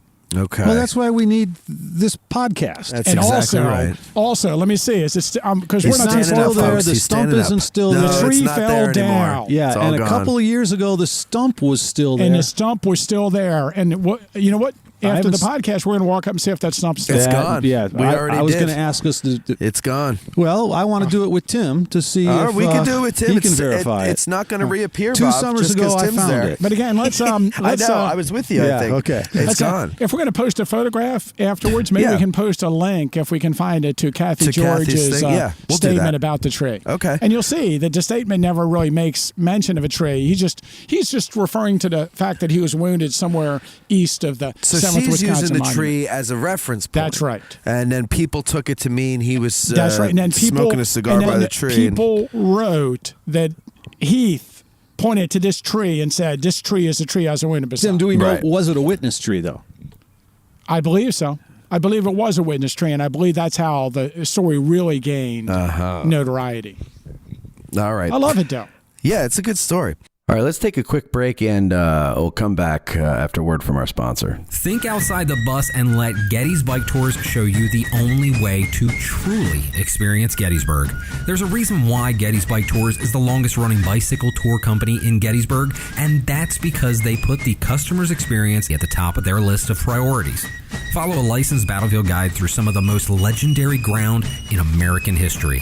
There's a tour route for everyone, from the newbie to the hardcore history buff. So go to gettysbike.com or call 717-752-7752 and book your reservation today. Mention Addressing Gettysburg and receive 10% off your tour. That's gettysbike.com or 717-752-7752. Discount does not apply to Reynolds. Oh, my favorite place to go. Mason-Dixon Distillery. They create their award-winning spirits from grain grown on Gettysburg National Military Park. And they cook their comfort food from ingredients sourced from local farms. For great food, amazing drinks, engaging conversation, and plenty of on-site parking, which is really hard to find here in Gettysburg, head over to Mason-Dixon Distillery, located at 331 East Water Street. Mention you heard this ad on Addressing Gettysburg and get a free dessert with any meal. That's right, I said free, just because you mentioned this show. That's Mason-Dixon Distillery, 331 East Water Street, Gettysburg, Pennsylvania. Victorian Photography Studio, located on Steinware Avenue in historic downtown Gettysburg, is a vintage tintype and digital portrait studio. With hundreds of dresses and uniforms, as well as period-correct props and backgrounds, VPS can help you capture the perfect moment in time. As one of the few remaining practitioners of the craft, the photographers at VPS are trained in the history and artistry of wet plate collodion photography. So stop on in or book online for a truly unique Gettysburg experience. Go to VictorianPhotographyStudio.com and follow them on Facebook and Instagram at VPS_Gettysburg. That's VictorianPhotographyStudio.com and at VPS_Gettysburg on social media. Do you have a local business in Gettysburg? Do you want to reach people who are itching to visit us, but don't know exactly where to stay, where to eat, or what to do while they're here? Well, then you should consider advertising on Addressing Gettysburg. You can reach thousands of Gettysburg enthusiasts per month who are within a 4 to 8 hour drive of us, as well as all over the world. Reach them where they are before they're already in town. This is the more affordable and more 21st century way to advertise. So contact us at advertise@addressinggettysburg.com for more information. That's advertise at addressinggettysburg.com. All right, so let's see here. Making his debut is JVG History, and he asks, which regiments on both sides suffered the most casualties in McPherson's Woods, which we kind of covered before, so we'll skip that one. Also, what stories from this part of the battlefield are you particularly fond of? Any myths that formed around the area? Oh, God. The whole area is filled with myths, isn't it? Oh, come on now, Tim. You going to knock some more down for me? All right, so one of my favorite, and you can tell me how wrong it might be. Tell me about the exchange between Doubleday and Archer. That's a good one. Love it. So there are lots of sources for this story, and wow. I love this, and I have to preface this by saying that I always feel bad. If I was sitting down and writing an article about these things, I would put the actual footnote and quote it exactly. But since just off the top of my head, I think it's William H. Harry's that was the original source for this, and I think he's a staff officer with the second Wisconsin that tells this story. And basically, General James Archer, who was a graduate from Princeton, had been captured in the first day of the battle. But he had served. Confederate brigade commander. General. He had served in the United States Army prior to the Civil War.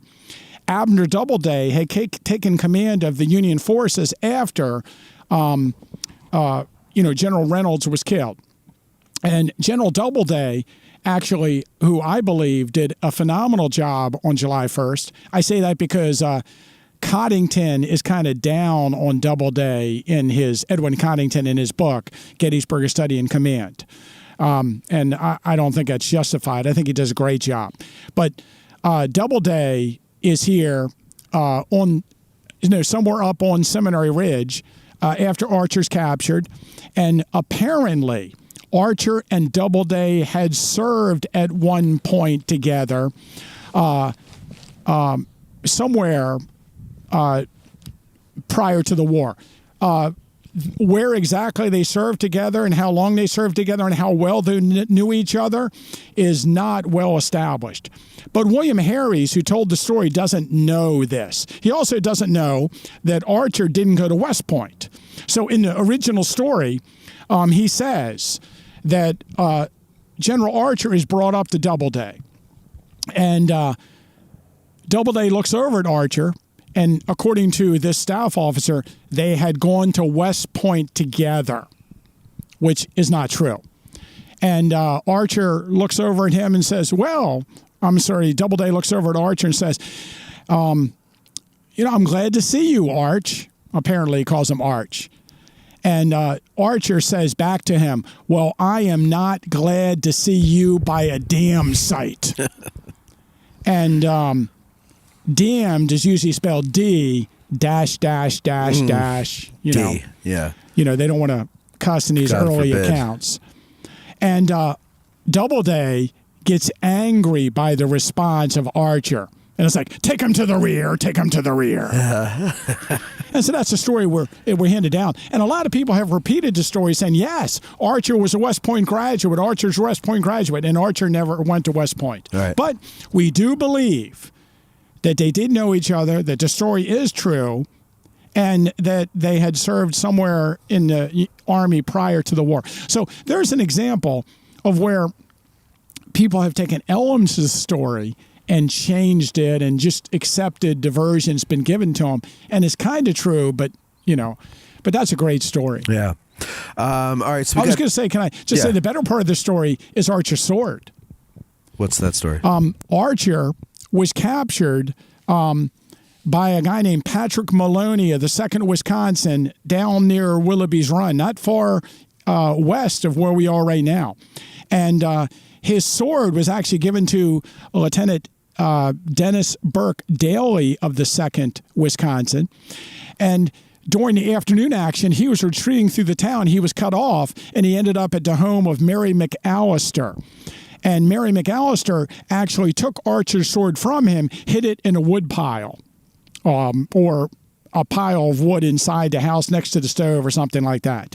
And later, Daly was captured, And Henry Morrow was also in that house with him, and Henry Morrow was captured. And Henry Morrow, after the battle, obtained the sword. Dennis Burke Daly came back to the house and asked for it, and she said, I'm sorry, I gave it to Colonel Morrow. And eventually, Daly gets the sword from Morrow and ends up giving it to his son, I believe. And it is on display at some museum today. It still exists. Cool. All right. You don't know what museum that is? I'd have to look it up. Okay. Okay, so let's see. We've got a couple more people making their debuts here with their questions. We got a Rognunk. He's another one. He says, talk about... This isn't even a question. He's just giving you an order. Talk about the color episode performed by the 149th Bucktails. I'm sure your listeners will be impressed with the bravery and forethought of the action. So go ahead, the 149th. I'm going to give the mic to Eric, our executive producer. He's shaking his head no, but he's wearing the kepi of the 149th with a bucktail on it. So you can do with this mic what you want, Eric. Well, you should sterilize it first, because God knows. I'm fairly certain that Tim is going to be a much more authoritative figure on this. Well, why don't you get him started and let him correct you? Well, I would just preface this by saying before he starts that, our good friend Rdge Corps, who is from, I believe, from Lebanon, in the area where the 149th is part of that unit is from, is a really big aficionado of this and has given tours of this. And I'm sure he'd be the first to tell you, I probably don't have the best take on this because it's another one of those things where I usually veer off into a wild tangent on. So go ahead, you describe the incident. Well, crap, now I'm stuck. All right, so the 149th Pennsylvania is part of Stone's Brigade. They move out here to the McPherson farm area it's around about 11:30 on the morning of the 1st. Two of the regiments, the 150th and the 149th, are facing to the west along what we call Stone Avenue now, which didn't exist at the time. The 143rd Pennsylvania is facing to the north along the south side of Chambersburg Pike.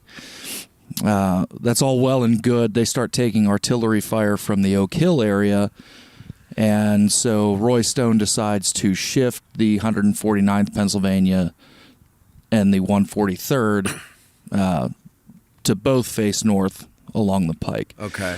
The issue with that is and John Bossler, the commander of the color company of the 149th, talks about this.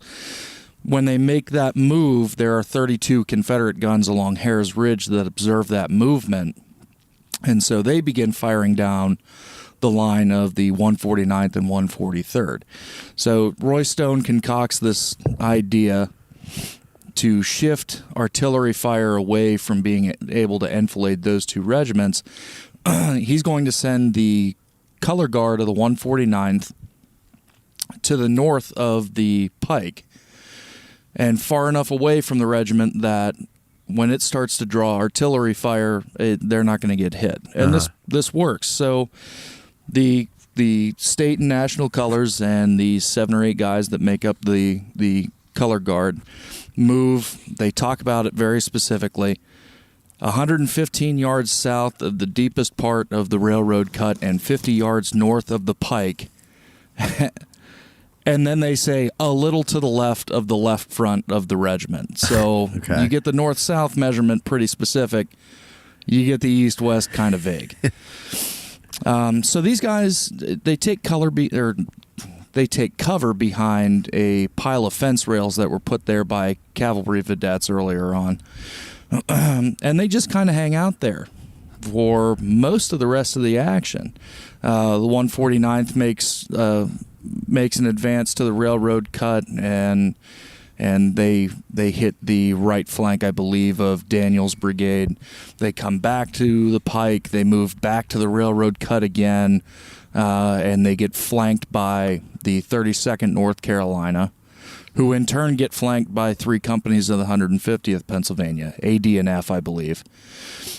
During all of this little color guard has no idea what's going on around them because they're laying down behind these fence rails.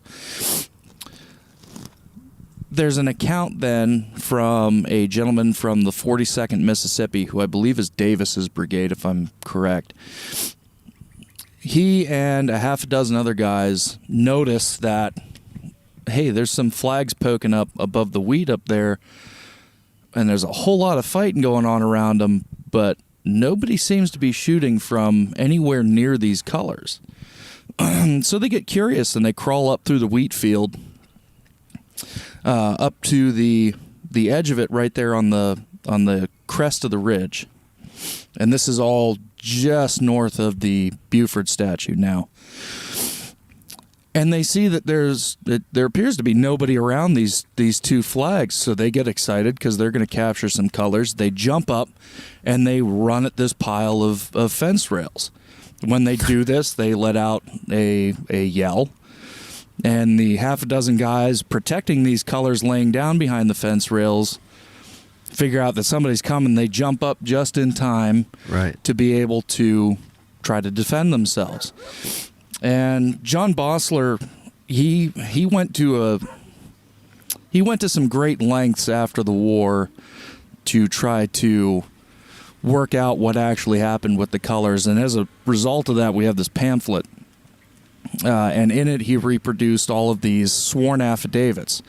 So all of the guys in the 1890s and early 1900s who are still alive from the color guard are going to their local judge or notary public and having all of these statements sworn to. And out of that, we get, when they first jump up, they shoot down 3 of these Mississippians. The other ones end up in the pile of fence rails with them, and melee ensues. Sergeant Henry Burgwyn picks up one of the Mississippians by his throat and throws him to the ground. Another guy grabs the state color from Corporal Frank Lehman, and he's trying to get it away from him. At the same time, another fellow points a gun right at Lehman's chest. Lehman takes his one hand and moves the gun away. The other guy who's wrenching on the flag takes it, but he gets shot down.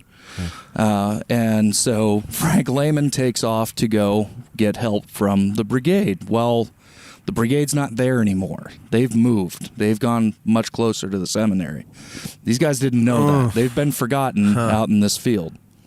Jeez. And so what happens is, you've got this melee.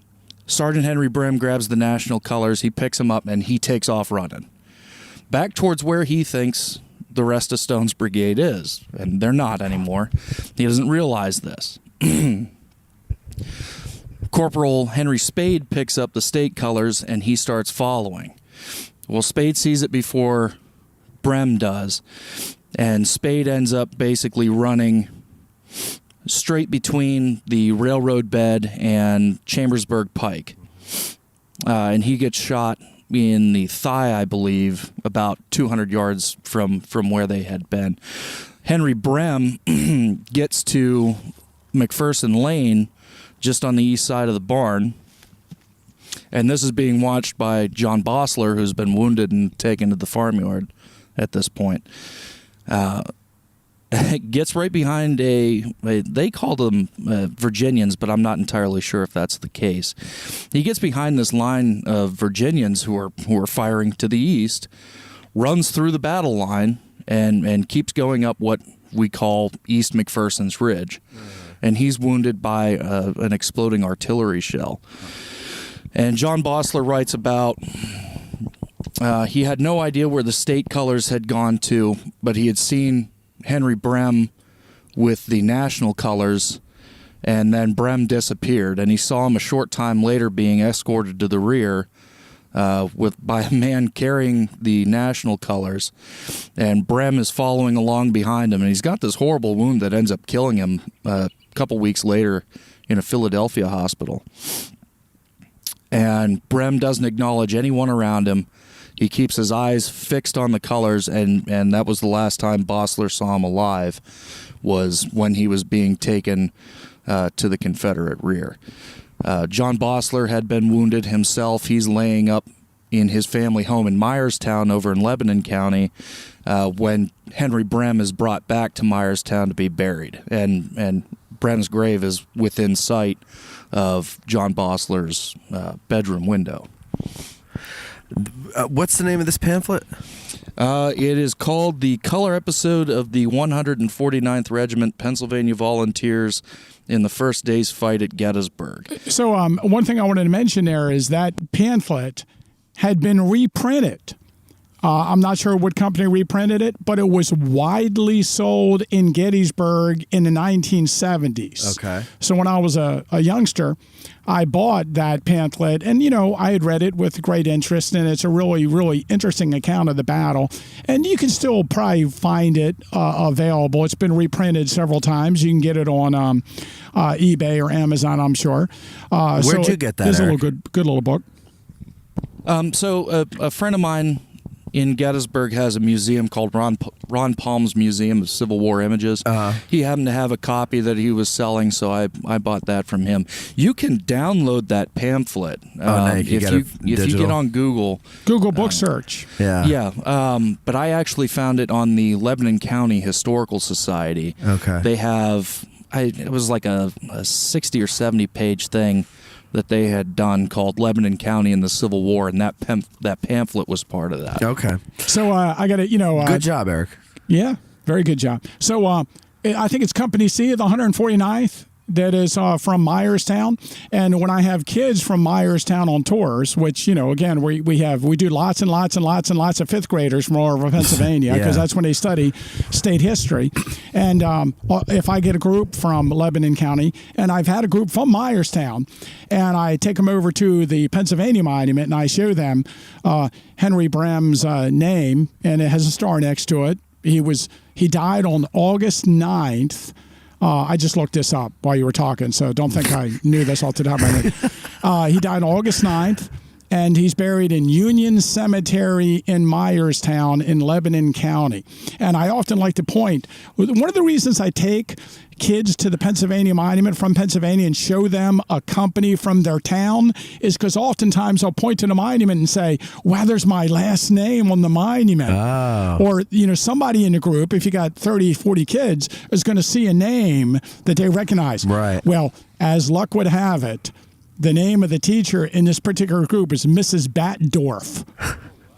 And I went over to the monument, and of course, one of the members of Company C 49th is a Batdorf. Interesting. On the monument. We actually we did kind of an event out there, the reenacting group I'm with, last year. And the gentleman who actually owns John Bossler's sword and didn't know really any of the story behind it, he's in his 90s now. He lives in Lebanon County, and he brought the sword out so everybody could take a look at John Bossler's Gettysburg sword. So it was here when all of this happened. But yeah, you're right. The majority of the color company, Company C, was from Myerstown. The whole company was from Lebanon. But all but one of the color guard are buried either in Union Cemetery in Myerstown, or there's another cemetery that I forget what the name is, but it's also in Myerstown. It's kind of on the outskirts. Okay, so now let me digress for a moment because, like I said, from the 1970s, I knew this story and I read it, and I have tried to digest it over the years. And believe me, I am fascinated about all the detail we have of this really minor incident that occurred in the battle, but there's a massive amount of information about it, and I just love that kind of stuff. But I thought that the colors of a regiment were something that you were supposed to be proud of and fight alongside of, and that the whole purpose of honor and duty was to stand next to those colors. In what world do you say, oh, you know what? Sacrifice. The colors are taking a lot of fire. Let's send them away. How about if every regiment, to avoid fire, just hides their flags and puts them somewhere else? Why don't we just send all our flags to the rear? Well, we don't use them anymore. Why aren't people upset more about this story than, me? That's the one thing that never sat right with me too, Tim. I understand what you're saying. You're like throwing out the colors. You're sacrificing the colors. It's the soul of the regiment. What's going on with it? I agree. We stand and we die with the colors. I don't know. You know what? I guess the underlying thing I'm pointing out here is that when I read about the Civil War, I should point out to you that was me being fake angry. I'm not really. No, I'm well aware. So I like how your head shakes when you get fake angry. Like your whole body shakes. So here's what I don't understand when I read about things. Sometimes we read about things and people point them out as being heroic. And sometimes we read about things and people point to them as being cowardly. Let me give you another example from the first day's fight. Henry Morrow, the colonel of the 24th Michigan, wounded several times in the battle, ends up being captured at Mary McAllister's house. To avoid being taken prisoner, he puts a sort of a green sergeant's band over his eagles and pretends that he's a doctor, so he's not taken prisoner by the Southern Army. And this, in the Iron Brigade lore, is heroic. Right. Alexander Schimmelfinning of the 11th Army Corps, to avoid capture, a general in the town who shot off his horse, hides behind a woodpile, and he is cowardly. Well, he's German. To me, it seems dishonorable to hide the fact that you're a colonel and assume the identity of someone else.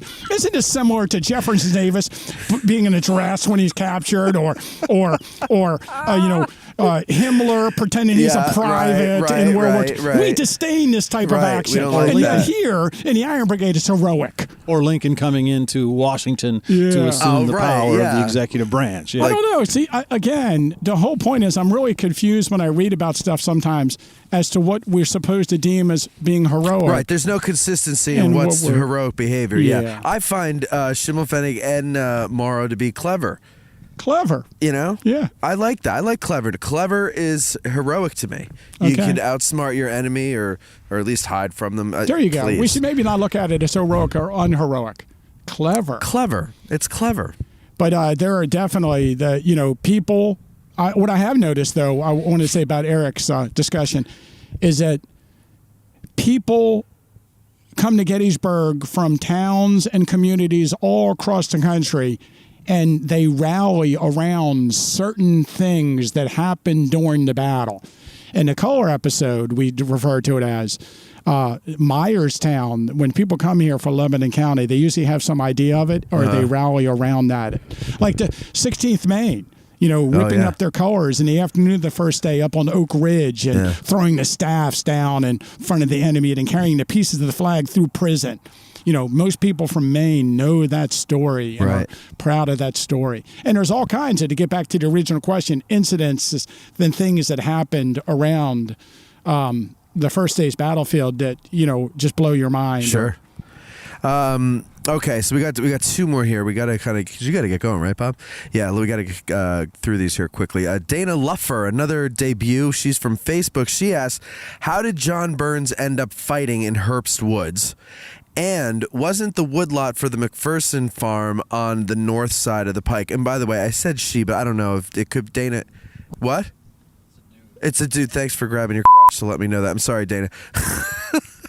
I just realized that Dana is a name that you hear for men and women. So anyway, that question there. How did John Burns end up fighting? Let's do the second one first. Okay, the second one first. Wasn't the woodlot. Woodlot. So what that person is referring to is the McPherson farm is a huge tract of land, and it basically runs from just north of the Chambersburg Pike, south over the Chambersburg Pike, across where the McPherson barn is, south to the edge of the Herbst woodlot, if you look at a map.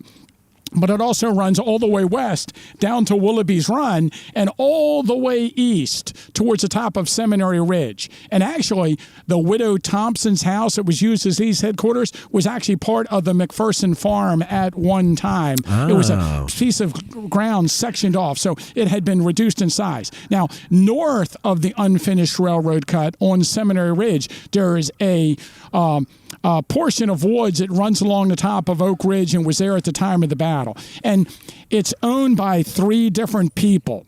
So we have a problem referring to that by name. Mm-hmm. The locals tended to refer to it as the Railroad Woods because it was next to the unfinished railroad. Okay. And we have accounts where they keep calling it the Railroad Woods. So I tend to refer to it as that. Now, on a map that was done, I don't know if it was in, off the top of my head, Dave Martin's First Day book, or I know it's in Fonz's book. They refer to it as the Will McPherson Woods. And the reason they're using that term is because the Wills farm is the next farm adjacent north of the McPherson farm. And it gives the impression there's somebody named William McPherson. Yeah. But the McPhersons do own a piece on the south edge of that woods between the railroad cut and the edge of their property. So that is what people are referring to if they talk about the McPherson woodlot as opposed to this woodlot we're in. And I've seen it as just Will's Woods too. Yeah, James J. Wills, who's the father of David Wills. That is there's a more modern farmhouse that sits on that site, and if you were to ride up Reynolds Avenue to the stop sign with Buford Avenue, and then north of the unfinished railroad, and then make a left, and you go around and the road curves around and goes up to the Eternal Peace Light, but there's a driveway that continues straight. And it's over just north of us a few hundred yards. Oh, okay. And that's so that where went all the way to the woods, that property. Yeah, they owned all that. Tim, have you ever heard it referred to as the Sheeds Woods? Yeah, that was my next one. So again, I mentioned 3 people. So Robert Sheeds owned a piece of land along Seminary Ridge at the time of the Civil War. Now, Robert Sheeds lives in the town of Gettysburg, and after the Civil War, he builds a house up on Oak Ridge on the east side of what is now Doubleday Avenue, not far north from the Doubleday Inn, if you know where that is. Okay. And Robert Sheeds owned a piece of property up there. And there's, I think on Junius Daniels' brigade plaque in front of the Peace Light, they mention they attacked Sheeds Woods. They mention that on the Wayside exhibit. The problem with that is, at the time of the Civil War, the land Sheeds owned did not include any woods. But later, the woodlot it grows up onto his property a little bit.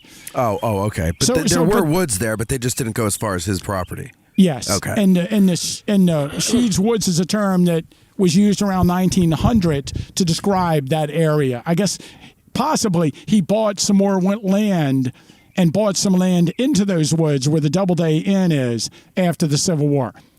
Gotcha. Okay. But Robert Sheeds is an interesting local citizen, but he lives on West Middle Street at the time of the battle. Well, speaking of local citizens, how about John Burns? How did he end up coming out here to fight? Well, this gets kind of hairy for me because I wrote a book called John Burns, the Hero of Gettysburg. Right. And of course, when I don't know if everybody likes that, but the term, the Hero of Gettysburg, I kind of use tongue in cheek because that's what he called himself. You mean you use humor? A little bit of humor there? Yeah. Wow. That's what he called himself. Bold. Okay. I'm not calling him that. He's calling himself Did you that. put it in quotes? Yes. Okay, good. So John Burns basically is 69 years old at the time of the battle. He has somewhat of a peculiar past. He's not the most respected or most beloved of Gettysburg citizens. Right. And he probably is a little bit unstable in his mind at the time of the battle. Okay. To give you an example of what I'm saying, he's probably the father of his adopted daughter's illegitimate child. Oh, he's like Woody Allen. So anyway, John Burns decides on July 1st that he will obtain a musket. He runs out on the battlefield. He joins in the line of battle. He wants to fight with the 150th Pennsylvania. They send him over to the 7th Wisconsin, and he ends up going into battle with the 7th Wisconsin. And as luck would have it, we are sitting very near the spot where he said he engaged the Southern Army into battle. Okay. Apparently, there used to be 3 trees that are right where the road is now, and he was hiding behind this group of trees during the fighting. Oh, he was so very wounded close. several times in the fighting on the firing line. His last wound was obtained as the Union Army was retreating out of the woods, and as he's retreating back to the seminary, he was shot in the leg. He fell.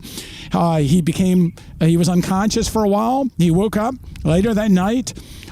Southern soldiers gathered around him, asked what he was doing on the battlefield, wounded as a civilian.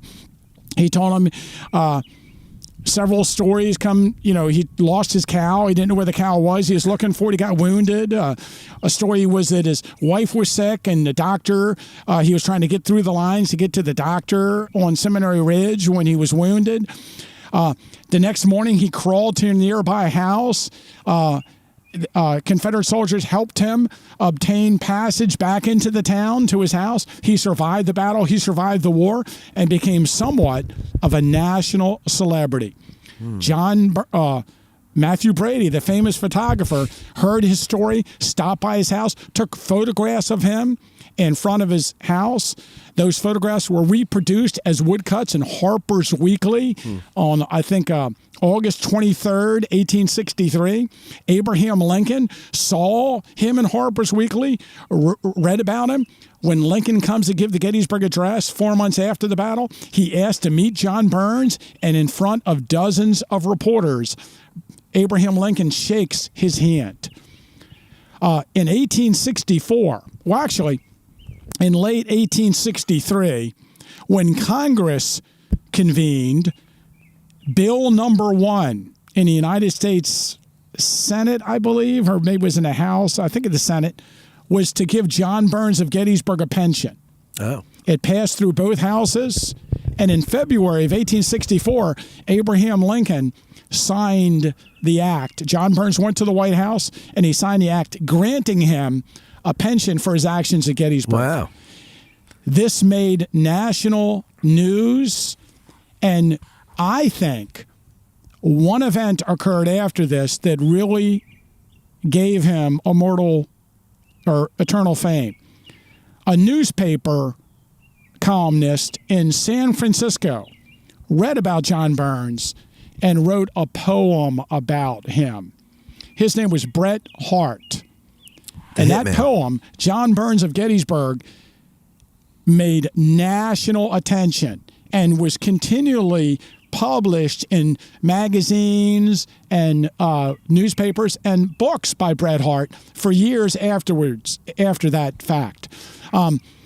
N.C. Wyeth did an illustration of John Burns in the 1920s in a book he did on great American heroes.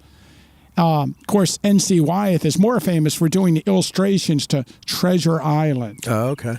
But John Burns, after the battle, he had, again, he was very popular. He toured the country. He actually toured the country with the United States Sanitary Commission. And, they had a little expo. They would perform in different cities, and he would get on the stage and tell the story of how he fought in the battle. He had his photograph taken in New York and Philadelphia and Chicago, and he became very, very well known. How old was he when he died? He died in, I think it's December 1871. Okay. So 69, 78, something like that. So how? What did he die of? Just old age? Or? I think I'm wrong. I think it's February 1872 he died. 72. Okay. I wrote a book about him. I should know this. Yeah. Well, you can look at my book and figure. And was there an assassination attempt on him? So not really. No. But when Bob says this, I should tell you that we have a new visitor center that's there starting in 2008. In the old visitor center, do you remember John Burns had a case? And it was on the bottom floor where they had the long row of weapons that were used in the battle. And in that case, they told this story. And that's how, I became aware of it, because it was very prominently featured there. But basically, the story is that after John Burns is taken back to his house, in the edge of the town on Chambersburg Street, near where the West Street Shopping Center now is. He's in his house, and the Confederates figure out that he was actually fighting in the battle.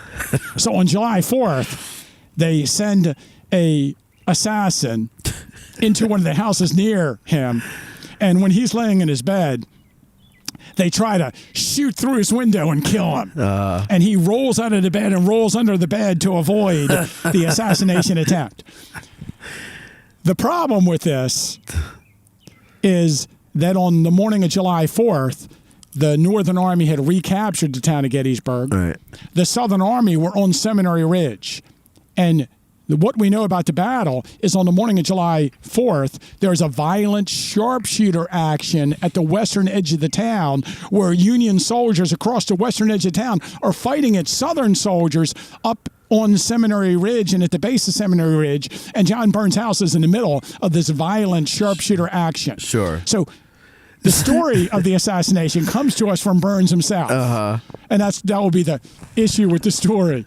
I've heard an account too that says he took the musket off of his hearth from the War of 1812. Can you comment on that? There's the musket. I have an appendix in my book about the musket. So if we just take all the accounts and we just break them down, he comes out of his house, and on the afternoon action of the first day, he obtains a musket from a wounded cavalryman that is coming into town. And then he runs out on the battlefield. And he's out here, and when the 150th Pennsylvania say he comes up to them, he's carrying a musket that he used in War of 1812. And they say, no, you can't do that. So they took that musket away from him. They gave him one of their muskets and gave him ammunition. And then they sent him to the 7th Wisconsin. And he goes over into the woods, and he's over there with the 7th Wisconsin, and they say when he walks up, he's holding the musket that he used in War of 1812. So they take that musket away, and then they give him another musket, and they give him ammunition. And then he comes down here, and he's involved in the battle. And, of course, he's using the musket that he had in the War of 1812. And then after he's wounded, he throws his musket away. He buries his ammunition. And then when Matthew Brady visits him in the town of Gettysburg, he has a musket that he used on the battlefield. Right. So the problem with the whole story is that, this musket that supposedly he had in the War of 1812 was not the one he used in the battle. Now, that musket that's in that Matthew Brady photograph is today on display in the Pennsylvania State Museum in Harrisburg, and you can see it.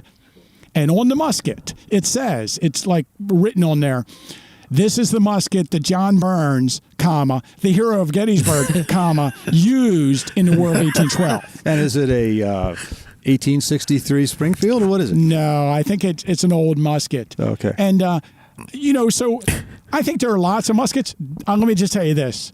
The Adams County Historical Society also has a musket that John Burns used in the battle. Oh, really? It was given by his adopted daughter's illegitimate child to John White Johnston, and his son gave it to the Adams County Historical Society. So we got good provenance on it. It's just that I think that John Burns was fond of selling the musket that he used in the battle many times over later in life. The good thing about John Burns is, and again, this is what I pointed out, it's a good thing about the color episode, we have tons and tons and tons and tons of information about it. John Burns was interviewed while he was alive like 9 times and gave his story to different people about what he did during the battle. And one of the things I did when I wrote the book was I took the accounts of John Burns and I took all the accounts that he gave himself, and then I compared them with what we know from other people and tried to sort out what was probably true and what was probably not true. The interesting thing is John Burns would tell his story to different people, and it would be different every time. Mm-hmm. It wasn't that it got better as time went on. It just was different. Right. And he would tell different stories to different people. And I just find that whole thing fascinating. All right, and you got anything else there? Okay. All right, so seeing how this is, Good Friday was yesterday, like I said. Today's Happy And Saturday. Veronica, who sent this question, did you notice she just drove by? No, with is that mother? her? Oh, was that her that stopped? Yeah, Oh, and well, why I did you She say waved hi? at us. I told her she should have come by. Well, anyway, so she said tomorrow's Easter Sunday, and she has chimed in with this holy question. She says, so this might not be a subject that the guides can tell a story about. I don't know. But I'm curious if there's any particular details behind the 142nd PA Infantry Monument on Reynolds Avenue. Does it symbolize a cross that would have been quickly put together on the battlefield to mark a grave? Just curious because of the unique design of the cross, very rough looking, asymmetrical, and appearing to look like two different materials nailed together. I don't know if it's intended to look like a cross, Tim. I think the idea, and there is a volume called Pennsylvania at Gettysburg, which has the dedication ceremonies of each of the Pennsylvania monuments in it, and also in the national park there is the state of Pennsylvania when they issued money to the different regimental associations from each state, or each regimental association for each of the units from the state. They have a file that talks about each of the monuments. And most of the time, and I haven't looked at the 142nd in a long time, but they have information in the files about what the monument means and what each monument is specifications are. So I suspect that the story is probably known, and it probably is in the file. But my take on it was always that it is meant to be a temporary grave marker. And we should mention that the colonel of the 142nd Pennsylvania, Colonel Robert Cummings from Somerset, was the sheriff of Somerset County at the outbreak of the war. And he was mortally wounded on Seminary Ridge in the first day's fighting, and died of his wounds in the Lutheran Seminary building itself. And if you go to downtown Somerset, I remember in front of the courthouse, there is a monument honoring the men from the Civil War who died from their town. And on one side of it, there is a really nice tribute to Robert Cummings. So very cool. Nice. Thanks. So it is supposed to be a temporary grave marker. That's my take on it. Yes. Interesting. Good question, Veronica. Very good question.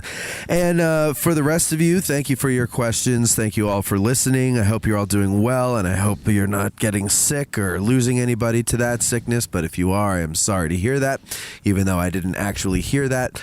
And what else? Anything else? Well, no. I just hope you have. I had a really good time today. Yeah, I did too. This was fun. I like that, and when the sun's out, it's not so bad. it's when it gets all cold and gray.